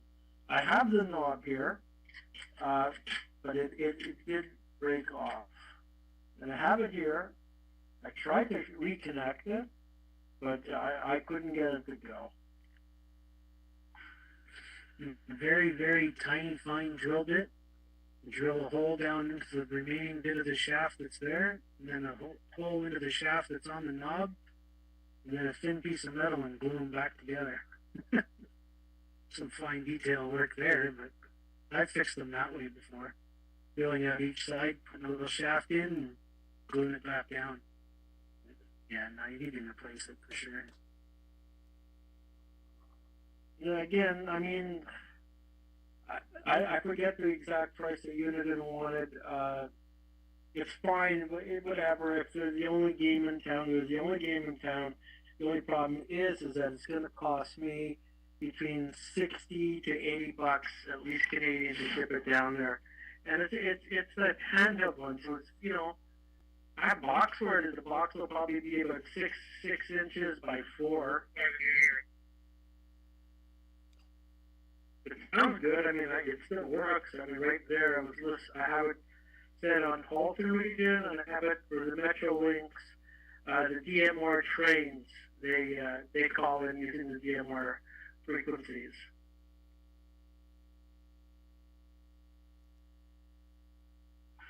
Yeah, you have to ship it out Canada Post.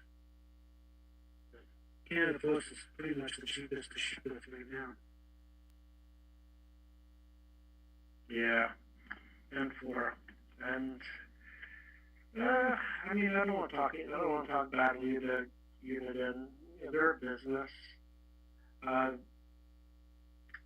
Yeah, I mean, there was a lot of problems with the SDS. The batteries exploded on a lot of them. On the 436, the clocks never worked. And again, this one that I have, somebody gave it to me. It doesn't do conventional scanning. The only things that will scan are trunk systems. I have no idea why and how that is. It's not bad. The SDS is good for one thing. It's good for simulcast systems. So like Toronto, Halton, you know, it does a much better job than the 436 and the 325 P2 and the home patrols.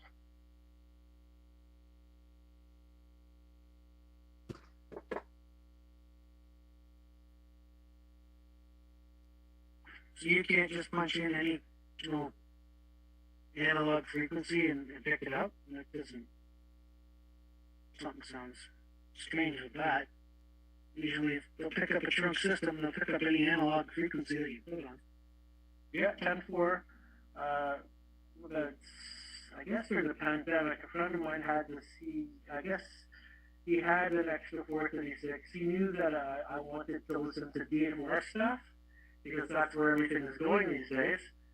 So, like, he told me, he said, okay, I give you, you know, like, it sort of works. And I go, what do you mean?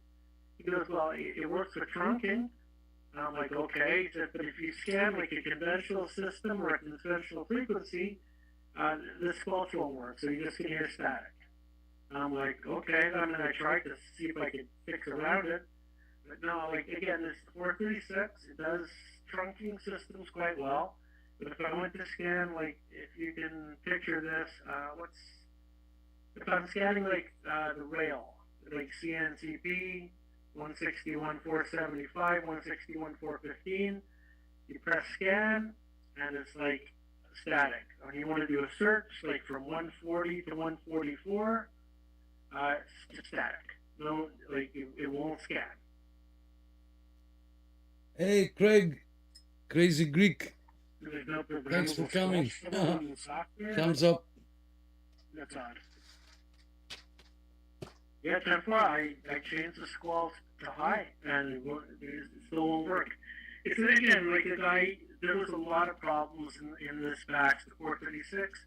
It came out in 2014. He said, I don't want to give you something that doesn't really work. And I'm like, Scott, you know, if you can spare it,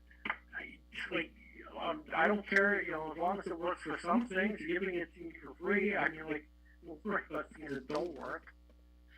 So yeah, I mean, I'm not going to spend over $1,000 on the SNS SDS 150. I'm in Hamilton. I might be moving back to Toronto soon. I can scan Halton, where I used to live. I can scan Toronto from my apartment. I have a pretty good antenna system. The address system comes in well. And sometimes the American side, Niagara on the American side. But yeah, there's been a lot of problem with what Uniden has done with the SDS 100. I don't know what the 200, the base scanner, and the 436. There was a lot of problems with the clock. Like the clock, you have to reset it each time you turn it on. So Whatever. Again, scanning was a great hobby.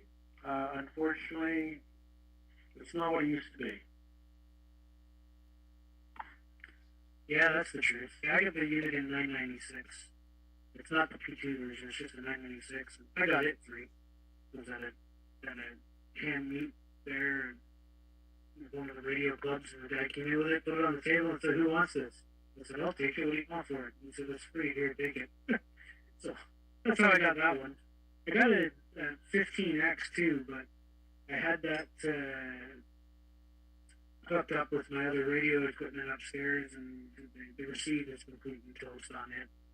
I think I might have had the antenna shared between two scanners. Yeah, I had it shared between the Home Patrol and that scanner, and then I took the antenna off the Home Patrol, forgetting that it was hooked up to the 15, and hooked it up to a radio, and I was transmitting, and the next time I went to use that 15 was dead, and I'm like, what the hell's going on?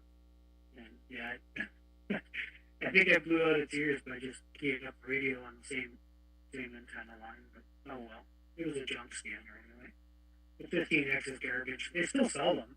They're like $300 or something, but you can't scan anything with it. It doesn't do anything digital. It doesn't do the P25. But it does P25, but only analog. It doesn't do the digital stuff. So you can listen to ambulance on that time. That was the one I had hooked up on radio reference for ambulance, because that was basically all you could use it for. Yeah. Ted 4, again, when it came to that, You key I up too was fast. also running Unitrunker, something called Trunk 88, T88, which a friend of mine actually built the program. And the guy's no longer a friend of mine for whatever reasons.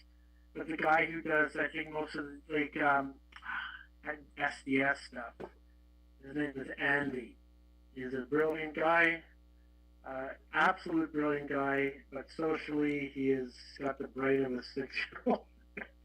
So yeah, I used to have like every radio ID on the Home Patrol and the SDS, pretty much from Windsor all the way up to your area. And yeah, back in 2024 during the summer, EMS, I have the last transmissions of Hamilton EMS and the last transmissions of Halton and Peel Region EMS before they switched on to the new systems. All right, let me take it from here, guys. 1 second. My good friend Craig, who is Greek also, he's in the States. The crazy Greek, that's how he goes on the air. He's watching us on Facebook. Thanks, Craig. Thank you for coming. We're streaming on YouTube as well, the Ontario CB Radio Club. And Craig, I don't know if you want to jump over there and take a look. I'm playing some videos of Hamfests and stuff. Thanks for coming, Craig. I'll check you in on number 58, okay? Number 58 on the check-ins list. Unfortunately, here you can see my sign language. Thumbs up. Not many things to see, but on YouTube, that's where the big thing is happening. And let me say, Spani asked the question. He says, I left for a second and come back and we're pulling on knobs with loose nuts. Am I still on the right spot? Well, Spani, the handheld receiver broke off the knob, the potentiometer. So we're looking for ideas to see if we can put everything back together. Eric, if you don't do anything for the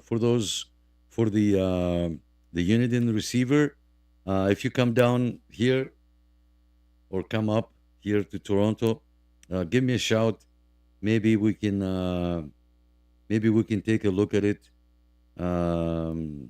Yeah, maybe a replacement part from a you know what? If this is the channel selector, like it clicks when you turn it, or is it the on-off? I don't think it's the on-off. I think it's the channel selector that it clicks. The only thing you can get a spare part, something like this, if you go to a Hamfest and you find an old VHF radio that buddy is selling for like, I don't know, $20 because the battery doesn't last or the battery doesn't hold. just open the thing and grab the channel selector. It should be the same size. Should be the same size. Anyway, the time is now 12:09. 9 minutes, almost 10 minutes after midnight. We reached 3 hours. Sorry, 3 hours because we started at 9. So let me see who else is left here, guys, and I'm gonna shut down the stream here on Facebook. If you're watching on YouTube, stay a little longer.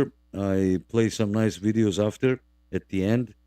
Some ports pirates that get like they come on the ports and steal the box, and they poof, the thing explodes, and they come back and knock on the door and yelling, "You cannot do that." Meanwhile, he's the guy that stole the box. It's some funny stuff that I play after the live net finishes. So yeah, let me see who's left over here, and let's do a little count before we shut the stream down. The channel is on here on Zello. You can come in at any time and talk to. There's always people here. We're just gonna shut down the stream in a couple of minutes. So let me see who else is left here, guys. Let me hear you.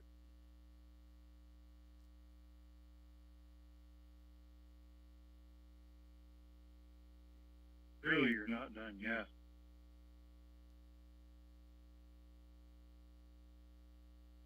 Wayne, why are you sitting quiet and you don't say nothing all this time?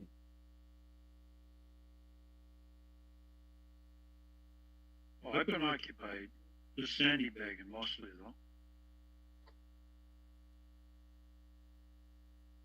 though. Oh, somebody keyed up. I've been listening down here too. I just I picked up a SC230 that Uniden makes. It covers from 25 megahertz up to 1300, and so I'm looking forward to getting it out and about. And it's a handheld model, though. It's not one of those desktop models. Yes, funny. But I used to listen to scanners all the way back when you had to get the crystals for the old Regencies and put toggle switches on Oh the man, front of them. But that's back in the prehistoric I'm times. just getting to listen to the old scanners. Betty Bearcat, getting out the Betty Bearcat book and plugging things in and seeing what's going on.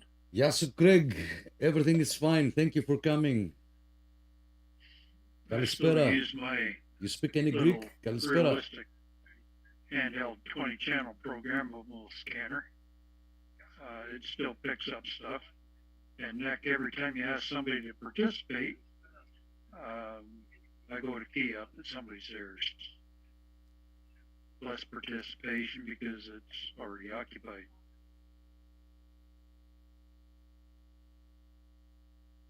Wayne, it's all good, my friend. It's all good. You know what I mean. You know what I mean. Somebody to talk, somebody to say something to cover me, so that I can run into the kitchen or run over to the washroom, Cody says, sorry, I was late. See you next week. Yes, Cody. Thank you for coming, Cody. If you want to stay on the stream, I'm gonna play some funny videos after we are done on YouTube. Yeah, so good stuff there, Wayne, with the scanner. I wish I had the time, guys, and well, I'm not retired. I have to go to work 9 to 5, and if I retire, oh boy, you're gonna get bored very easy because I'm gonna be all over the place from scanning, from transmitting and whatnot, and no running in the halls. It's funny, you're killing me. Yeah, so yeah. Okay, who else is left, guys? Before we say goodnight, let me hear you. Who else is here besides Wayne, William, Eric, and Tim? Who else is left here? Let me hear you.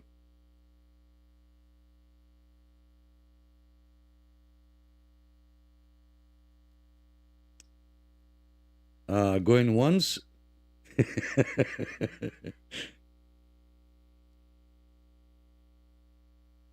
Going to just kidding. I'm just kidding. Okay, guys, thank you so much. I have to stop the stream here on Facebook. Thank you everybody for being here. We went 3 hours and 15 minutes. Thank you for that. We did lose the stream on YouTube at some point, but I brought it back. I have to work on that Ethernet adapter that it's acting up. I want to say a big, huge thank you for the guys on Zello. We had, let me see how many people checked in. 58 people. 58 people came and said hello. And thank you guys for that. I couldn't have done it without you. So, yeah, I'm going to say 73. If you're watching on YouTube, don't go away. Stay a little longer. But from Facebook, we have to shut it down. So, thanks again, guys. I want to say I wish everybody 73 have a great weekend and a good week coming up. If I don't talk to you, keep an eye on YouTube. I probably will be go live again on YouTube on Sunday morning. Maybe we can talk on the air if conditions allow. But yeah, thanks again. 73 guys. Thank you so much.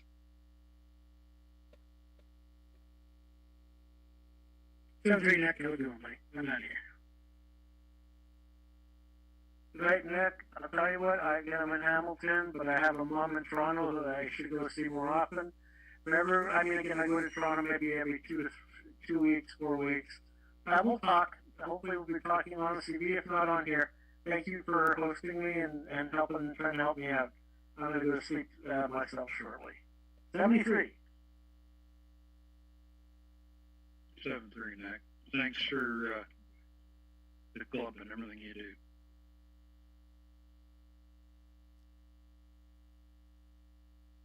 '73, Nick. I'll talk with you tomorrow. I hope you get to be on. I don't know if he's going to have someone else host the OTR or not, but if not, hope to get to talk to you again. And have a good weekend.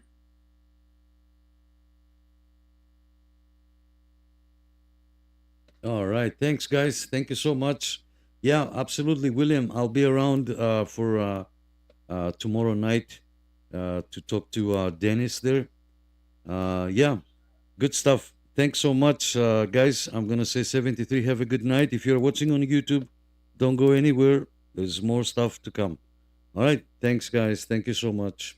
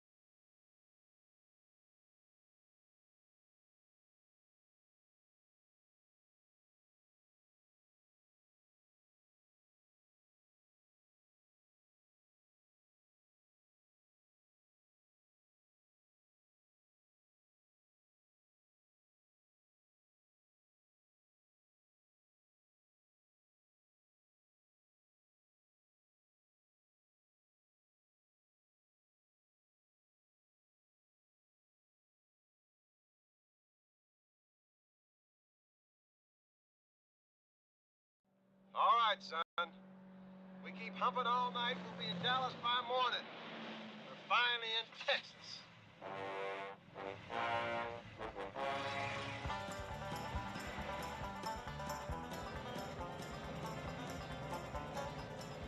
Hey, Bandit. We got you-know-who on my back door one more time. Bandit, if you make a left turn on this next dirt road, then your ass is gonna be grass, and I'm gonna mow it. You ought to put some preparation H on your lips, Buford, because you're talking out of your you-know-what. This is the left, Bandit. Now you gonna take that challenge or not? Come on, fat boy. Yeah. Snowman, you keep on hooking it down the road. Old Buford thinks he's suckered me into something, but it ain't gonna happen. We're both going out onto this desert, but only one of us is coming back. You hear that, Buford? Are you ready, D-Lord? We are ready with Charge Akimbo. Are you ready, Reggie? We are prepared for combat. And are you ready, Bandit? I was born ready, Lord S.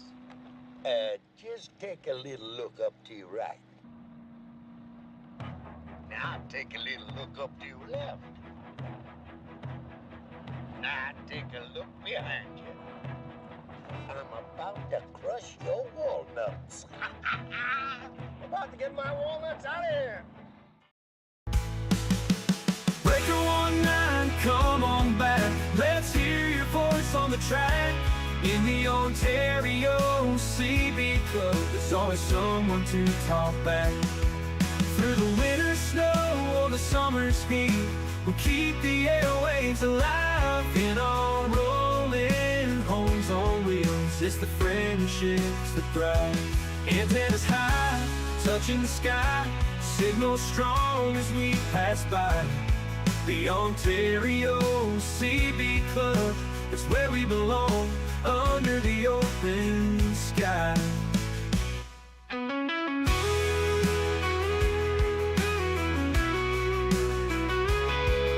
So tune in now, don't be shy. Join our convoy, give it a try. In the Ontario CB Club, together we'll ride the CB love that won't die. Come on back, let's hear your voice on the track. In the Ontario CB Club, there's always someone to talk back.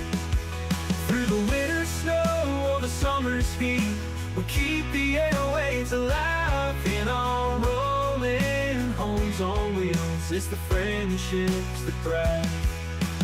Breaker 19, come on back, let's hear your voice on the track.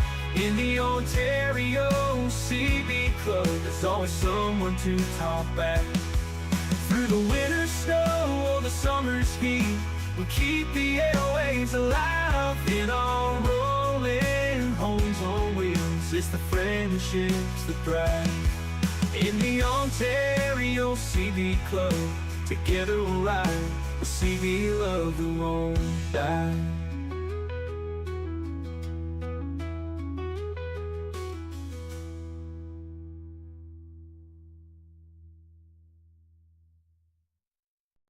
All right, son. We keep humping all night. We'll be in Dallas by morning.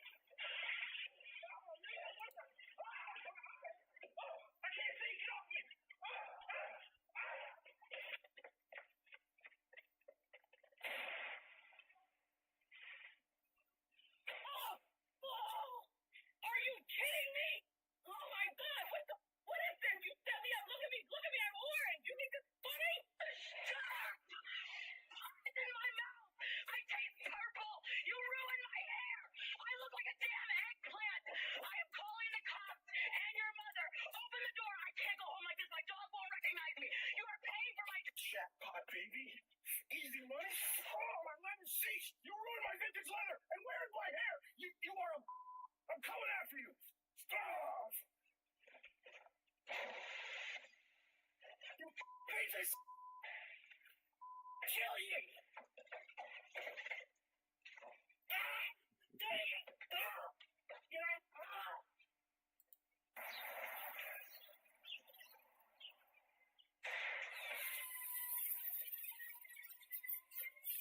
I said I would take my revenge!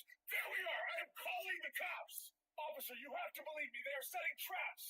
The whole point, look, I barely made it out. I slipped in glue, there's marbles, wires, it's all a setup to get me! Sir, all we saw was paint. On you. A lot of paint. Are you happy now? This blood is cleaner than my conscience. Can I at least use a power washer? My knees are filing a lawsuit. It's Ruffin, man. You missed a spot over there by the plant. The judge loves the spotless drop. Get out here, you coward! I am gonna wreck this whole fucking car, you hear me? Call them, I don't care. Tell me something.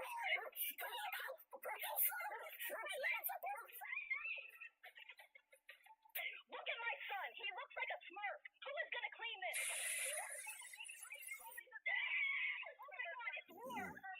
Stop laughing. Shut up. Thanks for the free gift, loser. Boom. What the? My chair. It's shorting out. You crazy son of a. Look at me. I can't move.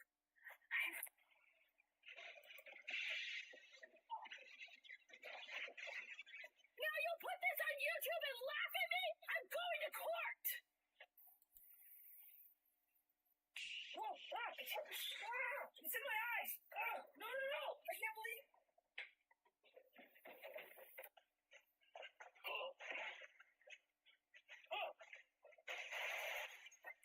Thanks so much. Oh, you gotta be kidding me. The package just blew up. I want you to arrest the homeowner. This is assault on innocent people. I am a victim here. Send the police now. This is not fair. Why do I have to clean this? Man, you were picking someone else's parcels. Do it nicely. Don't miss a spot. Jeez. Yeah, shine it up, Picasso. We want to see our reflection when you're done. Okay, here we go. Oh, gotcha. Whoa. Oh, come on. You've got to be kidding me.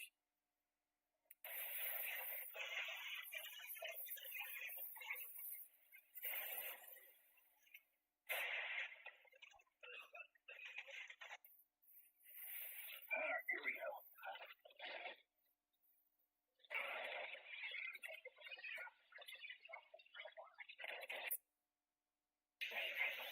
Get that empty shit, bastard!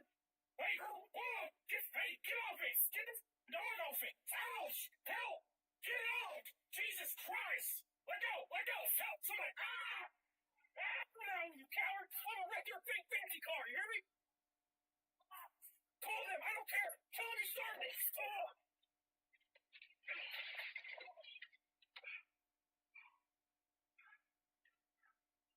Oh, thanks for the free gift, loser.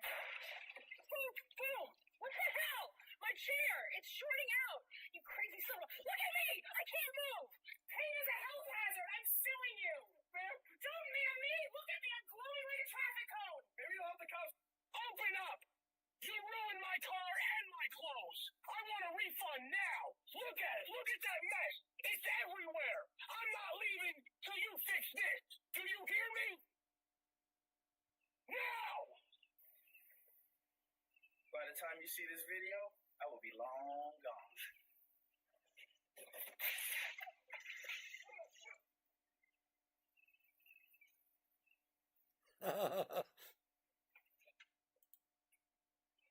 This is a Randall's corner! You freak! Look at me! I am gonna end you! Clean this up! You think this is funny? You just started a war! I am not leaving this porch until you come out and clean this mess off me! Whoa! Oh my... Ma'am, please, just take a breath. I was just moving it for safety!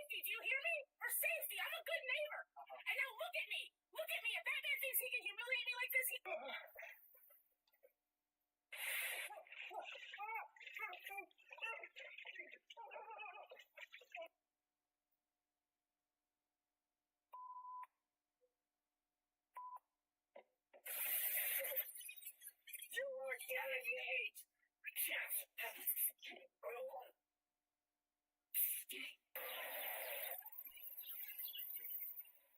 Catch me if you can, slow.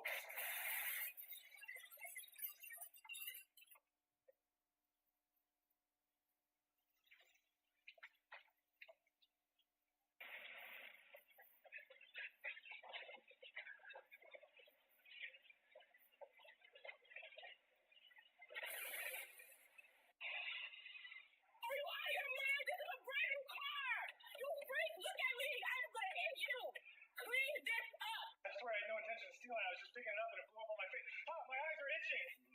Sir, keep your hands where we can see I'm them. keeping them up. See, I'm not resisting. It's just paint, not whatever it looks like. Turn around for me. Okay, look, the thing popped. It was open already. I just, oh man, this is bad. What's going on? I wasn't trying to take it, I swear. I just...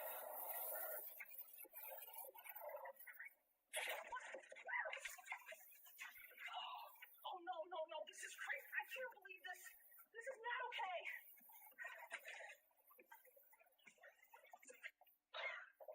Is this pepper spray? I can't. Oh my god, this burns. Why would they do this? No, this is crazy. No.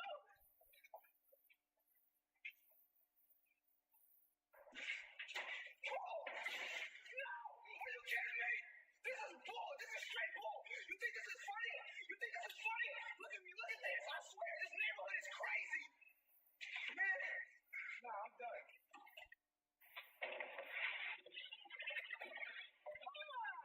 What the hell is this?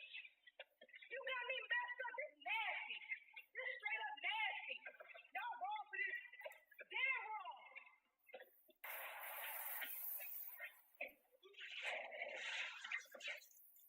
Yo, what is this?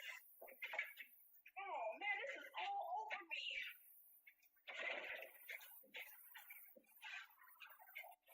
What a lovely day. Oh my god. No! My new dress! No!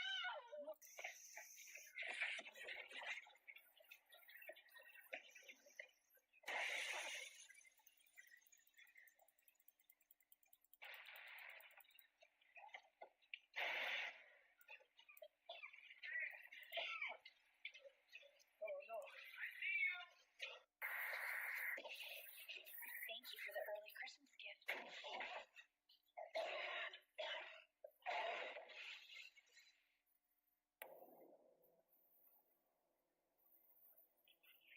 Better luck next time.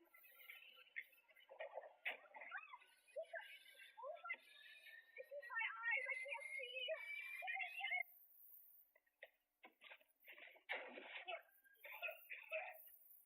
I'm gonna sue you!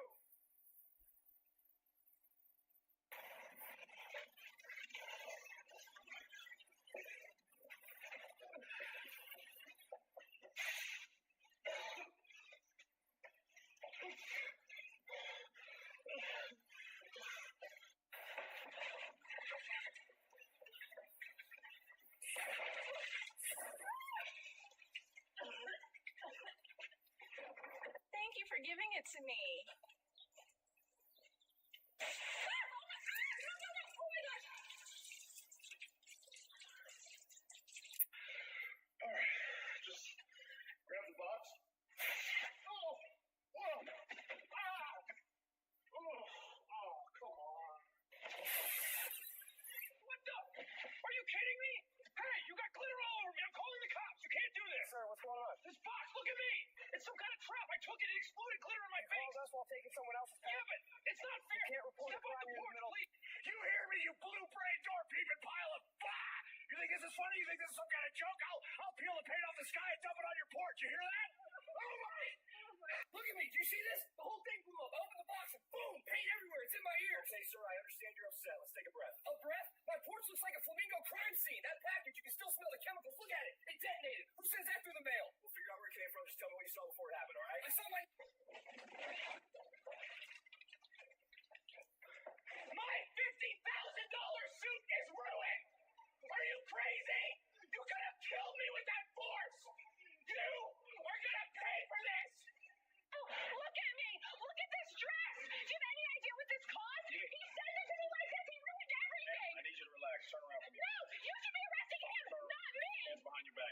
scene. Are you filming this? This is my wedding day. Still, you're being detained for this. Get your hands off me! Jackpot, baby. Easy money. Whoa, my leather seats. You ruined my vintage leather. And my hair? You psycho. I'm gonna sue you.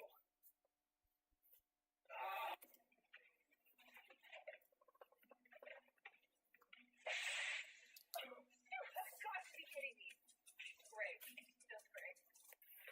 Easy money, baby.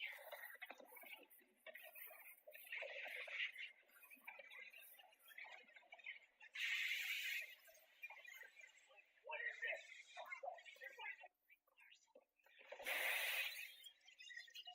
Money, you idiot! You blew my hair off! You absolute trash! Look at me! I'm gonna destroy you, stupid bitch! Look at this! Look at me! You think this is funny, huh? You think this is funny? I'm coming for you! You hear me? I'm coming for you, Danny! Open the door right now! You hear me? Open it!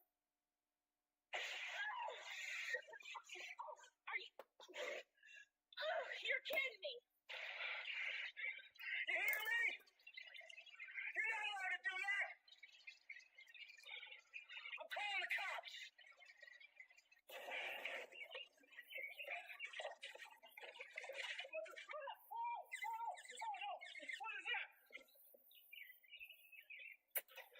Yeah, mine now. What are you gonna do, huh? Take a good look.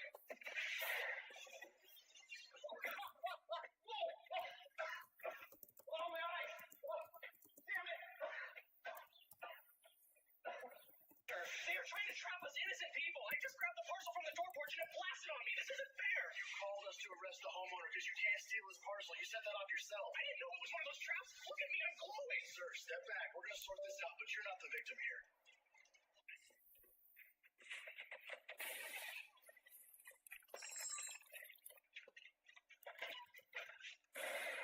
My ass! They blew up my ass! What the is this? It's everywhere!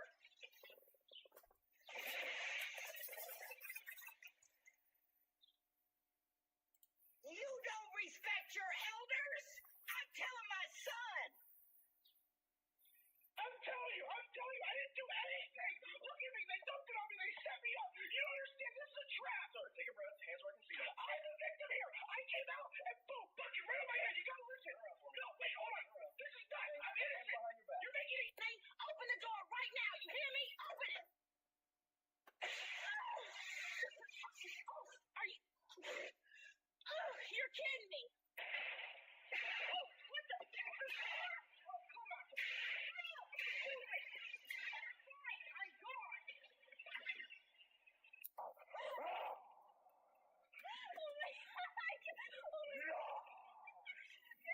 You're so blue! I can't breathe, it's too... Are you f***ing kidding me? Look at me! I'm a goddamn popsicle and I look like a Smurf! You son of a bitch! I am suing you for assault! I'm gonna take your house, your car, everything! You are f***ing dead! This is funny. Are you kidding me? It's in my mouth! Who does this? You think you're funny? Huh? You think this is funny? Look at me! Look at this! This is gonna stain! Oh, you better hope I don't... Ah, my wig! My wig's gone! You're laughing up camera! I see you! You want me for a hoodie?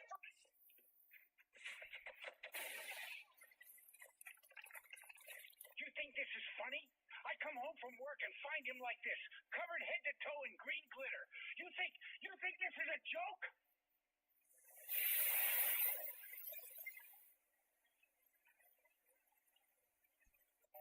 Yeah, thanks for the gift, sweetheart. Better luck next time. Whoa, hey, what? God, it's in my eyes. Ah, boom. Ah, no, I'm out. Are you crazy? What did you do to my son? Look at him! He came home completely covered in glitter! Unbelievable. You think this is funny? You think this is some kind of joke? It's in my ears. My ears. Well, he's not laughing. Fix it! Yeah, thanks for the gift, sweetheart. Better luck next time. Whoa, hey, what? God, it's in my eyes. Ah, boom. Ah, no, I'm out. Nice try with the camera, dumbass.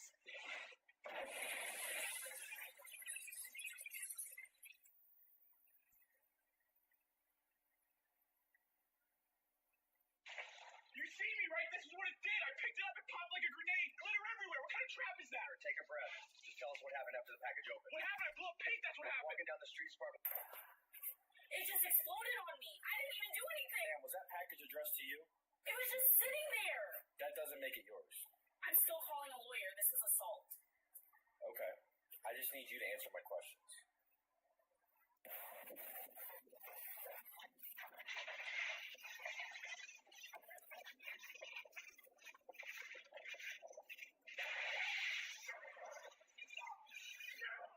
This is crazy!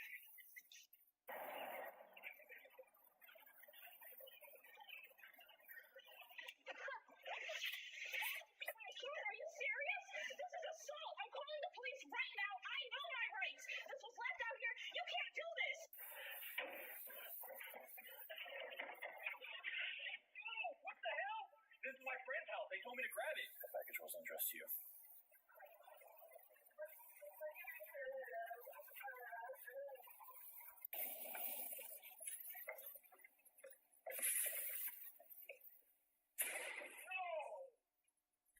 No way!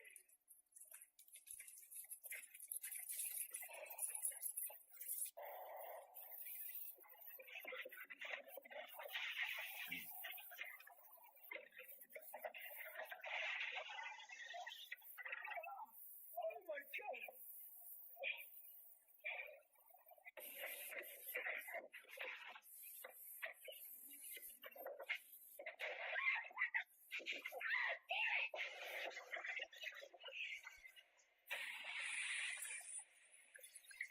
What the hell is this? Better luck next time. You can watch, but you can't stop us. Whoa, are you kidding me?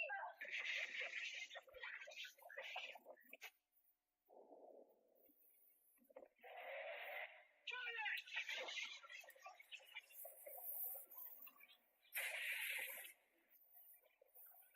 Are you kidding me? Come chase me.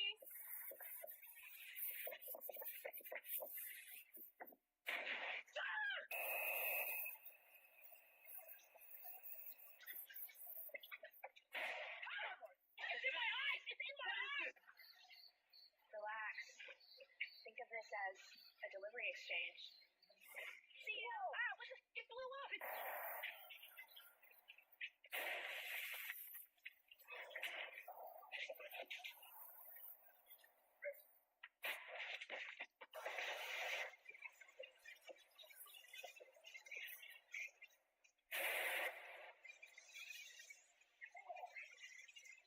Why are you arresting me? I'm the victim. You should be arresting the homeowner. Sir, you picked up someone else's parcel from their porch. That's theft. It's a trap. What kind of person puts a paint box? All right, quick grab. Ugh, heavy. Ah, what the? Ah, I can't see. Oh, ow. Hey, get off me. Let go. Ah. Easy money. Whoa, what the? Are you kidding me? Sparkly enough for you? Hey, you think this is funny? Look at me. Look at this. It's all over my face. My car. Man, you're gonna pay for. Oh, come on.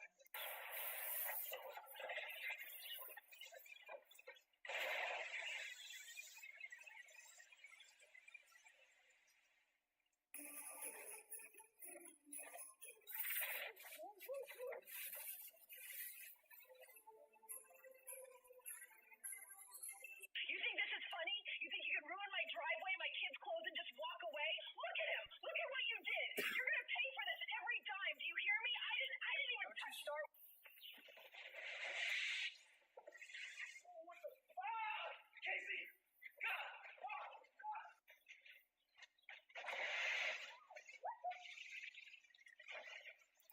Are you kidding me? You think you're funny? Huh? Look at this! See that? Easy money, boy. Okay. My eye! Whoa! Ah, get it off! Wait, it's a misunderstanding. We were just returning it. He's allergic to glitter. Bag! You see this? Huh? This was on your porch. Boxes mush. Paint everywhere. All over me. Over the mat. Over everything. What kind of delivery leaves a river of blue goo?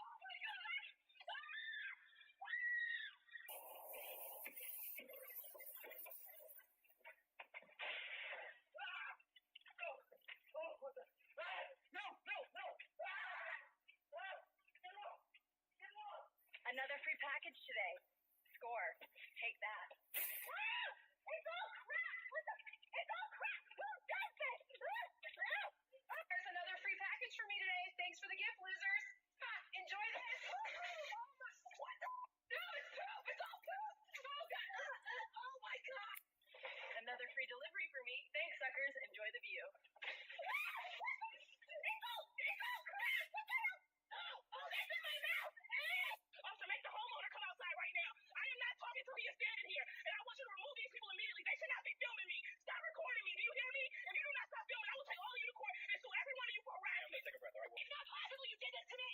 How can you put a paintball in a stupid package? I could have been hurt. I want him in prison. He's a criminal. He could have seriously injured me. Are you even listening to me? Yeah, okay, sure. What are you insisting on? I am insisting that you march up to that door and arrest the homeowner right now because he built a green paint explosion that blasted in my face the second I touched it, and the neighbor is filming me like a comedy show, so do your job and arrest him immediately. Jimmy, this is ridiculous. I came here for a package, not to become some glowing green cat scrubbing your porch. But instead of helping me or arresting the real problem, you were all just standing there laughing. Keep moving that room. Right now, moving it. We cannot arrest the homeowner for this. What do you mean you cannot arrest him? He blasted me with his insane yellow paintball that made me stumble backward like an inflatable parade balloon, and now the whole neighborhood is laughing at me on camera. So do not tell me you cannot arrest him when he clearly attacked me. Oh, man. Ma'am, why is the box open? Because it was buzzing. Boxes aren't supposed to buzz. It wasn't buzzing. It buzzed. Something buzzed. I heard it. I opened it, and then boom, now I'm a giant lemon. I smell like citrus and failure.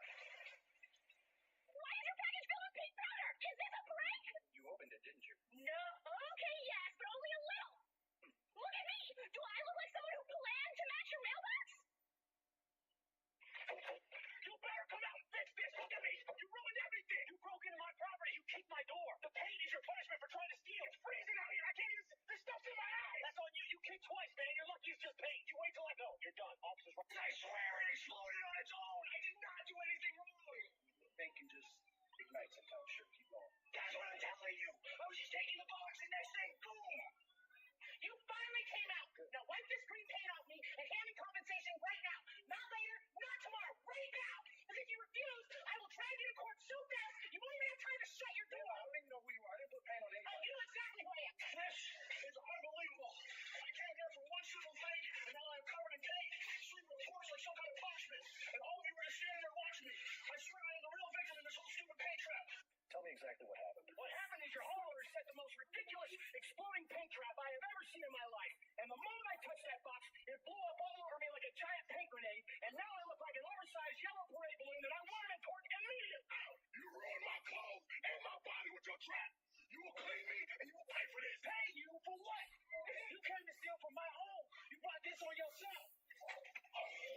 You don't understand how humiliating this is. Believe me, I look like a giant green disaster, and everyone in this neighborhood is filming me. Your package exploded all over me, and now I can't take a single step without someone laughing or pointing a camera. You created this disaster the moment you picked up something that wasn't yours. Actions have consequences. The paint didn't chase you.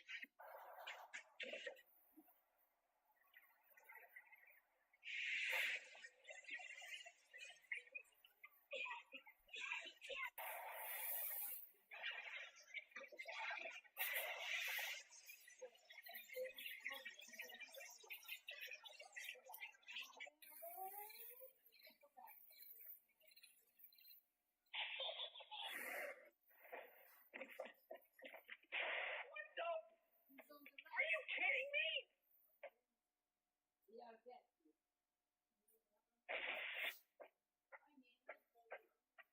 This porch pirate stole a package. It exploded on him, and he actually called 911 to complain. You will not believe this. So you're reporting vandalism. Yes, look at me. Everything's ruined. And this happened how? I opened the box and it exploded in my lap. And where'd you get the box? Right off that porch. It was just sitting there. I picked it up, sat down, boom. Sir, you just admitted to stealing it. No, I'm the victim. My seats are... This security is a joke. This package is mine for the...